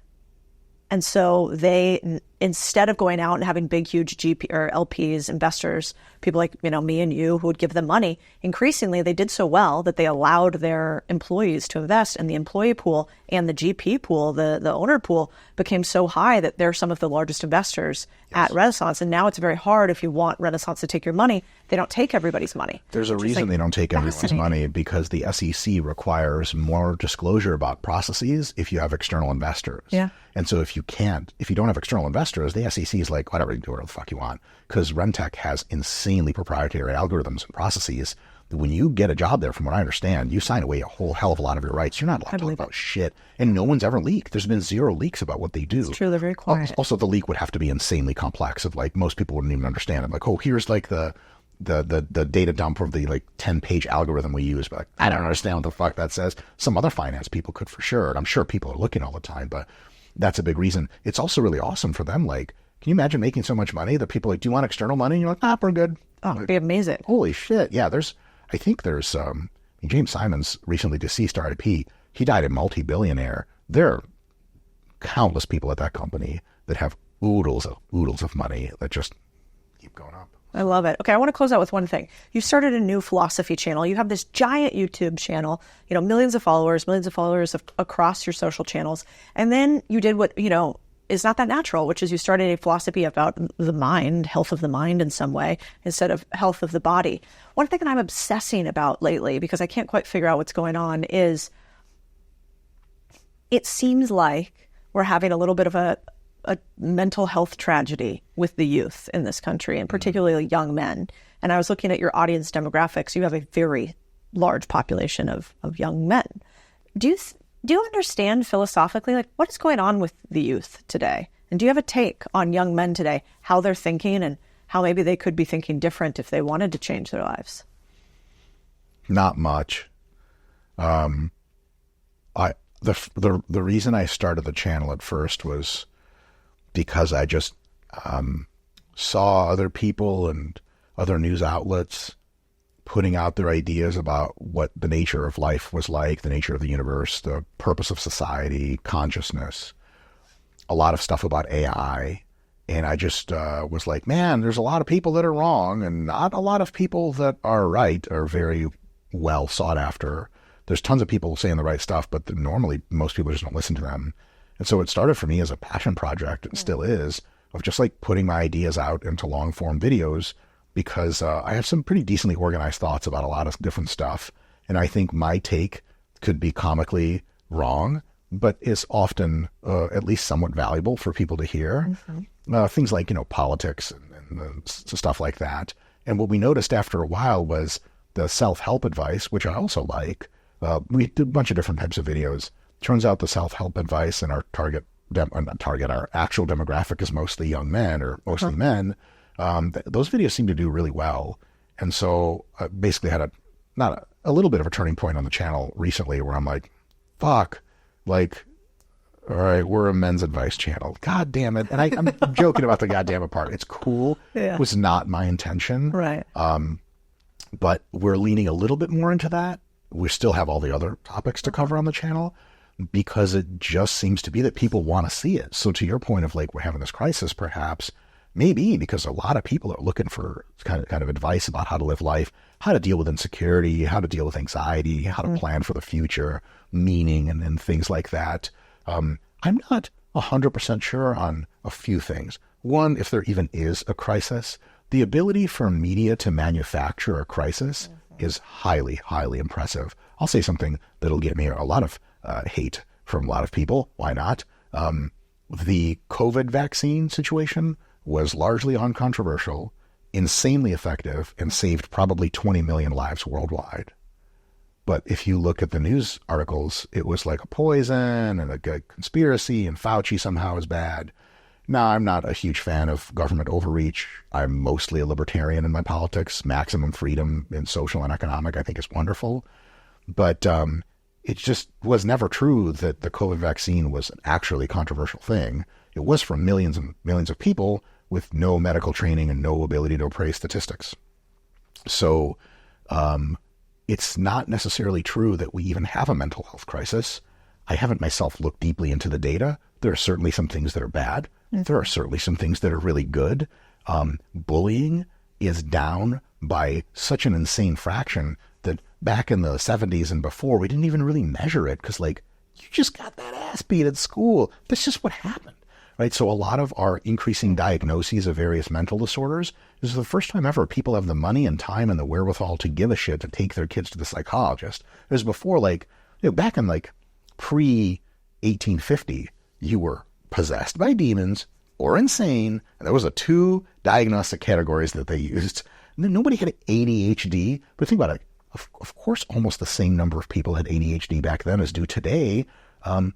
You were just considered lazy and dumb, or the level of attention we required you to pay at school or whatever was just minor because after 3 grades of school, you went to the farm, and farm work is tractable for people with ADHD. Nobody gives a shit. Another one is people are being asked a lot how they feel nowadays, and their calibration for how good they're supposed to feel is increasingly higher and higher. Whereas before, like back in the old world, you just had like a grumpy aunt. She was just fucking grumpy. That's just who she was. She was terminally depressed in retrospect, but they didn't do diagnostic criteria. The DSM-5 wasn't around, that whole thing. Now, there absolutely probably are and could be groundswells of increasing anxiety, increasing depression, so on and so forth. For real. We got to be really careful how we assess that, because a lot of times it's just people paying attention to stuff that they didn't before. Here's an interesting example from physical health. Cancer is on the rise, has been for the last 100 years. And people will be like, dude, what in our food supply or whatever is causing cancer? Turns out nothing really, not on aggregate. It turns out that people live to older age so much more now that they live long enough to get cancer. How many 30-year-olds get cancer? It's tragic. It's insanely rare. The average human lifespan used to be 30 back in the day, up until like 100 years ago. And then it was 45, and then it was 60, and now it's like in the 70s and 80s. Yeah, if you get to your 80s, man, you still alive from not anything else killing you, you're probably going to get you a cancer or two. That's why cancer rates are skyrocketing. So you could be looking at this problem like, oh my God, cancer is eating us all. But in reality, it's actually a side effect of a really beautiful thing that most people get to meet their grandchildren as adults nowadays. That all being the case, really big foundation laid for that one. Yeah, there might be a situation where anxiety is increasing. Mm-hmm. There are some interesting candidate hypotheses that I think at least worth thinking about. One of them is that for more and more people, life is so preposterously easy and lacking in challenge and real fear-initiating events that our baseline levels of anxiety have no traction or nowhere to grab onto. And we know that if you put a human being in a very visually rich environment, that generally don't hallucinate, because like there's stuff to look at. If you put someone in an isolation chamber, it's just a matter of time until they hallucinate. And they're seeing shit, but there's nothing there, because the human visual system is evolved on a baseline of input. And if it doesn't receive it, it's just going to construct it, because it's like, no way, I must be misperceived. There must be things here. And so think about what the baseline human anxiety was through most of human evolution. I mean, like, you step on something wrong, your fingernail comes off, you get infected, half your foot is gone, you die, everyone's crying around you as you die by the fire. Typical Tuesday. Saber-toothed tigers were around. We had fucking spears, and that's it. And rudimentary teamwork to try to defend her. Life was absolutely chaos and hell up until multiple industrial revolutions allow us to sit on comfortable chairs with air conditioning. This is all new stuff. But our brains are evolutionarily very old. They're still looking for saber-toothed tigers. If they don't find them, the anxiety is going up. Because here's the thing. After killing a saber-toothed tiger, putting that motherfucker in the fire and ripping steaks off and eating, you got no worries at all. Because the insanely psychotic event of watching your best friend get mauled by the tiger before you killed him is such a huge up that the down is like heroin relaxation. That's the default. But we don't have any more crazy ups like that. Like, if you go through a super insane episode, near-death experience, it's known that a lot of people who go through near-death experiences have like a re-clicking of like they love life again, everything tastes better, everything looks better. Like, we used to get near-death experiences all the time, and actual death experiences all the time. Now, luckily, almost no people die from tragic accidents, etc. Saber-toothed tiger is not a problem anymore, although Texas, there's crazy-ass animals around here, who knows? Because our lives are so easy. I think we're hallucinating anxiety. And that's not to say that it's like hallucination, it's not really there. It's really there in your head, and that's the only thing that matters. So I think maybe some of the solution to the problem of a lot of anxiety from life being too good is to make your life focused and purposefully more difficult. You're not going to get a ton of anxiety if you train like a fucking animal, if your job is physical, or if your job is mental, but you're poring over documents and details and meetings. You're too fucking busy to be anxious, and you're too drained. And there's lots of fight or flight at work. The third quarter numbers came in. They're not good. The CEO's on the phone. Oh. When you get home and you spend time with your kids or whatever on the weekends, you're just a weed puff smoke away from being just totally zen, because you're getting that chaos somewhere. You don't have to hallucinate it. But as life becomes very easy for all of us, yeah, we might have to lean back into working extra hard or training extra hard. Getting into some crazy jiu-jitsu is a great hobby, because people try to kill you for an hour at a time every day. After that, like, people walk out of the jiu-jitsu studio, every single one of them is zero fucking anxiety, because like you just tried to save your life for an hour. You ain't got nothing left. You're too physically tired and you're emotionally so drained. Anxiety is just not an option. Many of the people who are anxious are precisely the people for whom life is the easiest. There's not like a crazy anxiety thing in like 50-year-old CEOs. It's not happening. Who's getting anxiety? 14 to 18-year-old teens. Codie, you ever been around 14 to 18-year-old teens nowadays? Everything they could ever want is one click away, and that's it. No problems.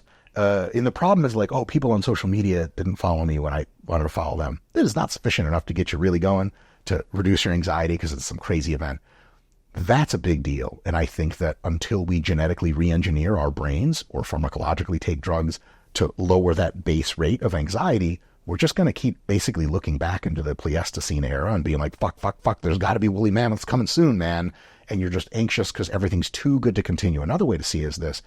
Anytime in evolutionary time you had a long string of good stuff happen, great harvest, maybe, but this is even farming is a new invention. Just you found some good food, you killed a big mammoth. It's just a matter of time until shit hits the fan again. Winter comes, half your fucking tribe dies. It's a regular thing, chaos. So now when people get a really good time going, if that time lasts too long, your internal sensor for, hey, I got to be aware because shit's going to get fucked up real soon, it starts to go up. And I think that might be a part of anxiety. That's at least one of the more compelling hypotheses I've heard so far. So good. Mike Israetel, Renaissance Periodization, nailed it. RP Strength on all the socials. And I'm going to subscribe to the New Philosophy channel. I love the way your brain works. Thank you so much for being here today. It's an honor to be here with you. Thank you so much for having me.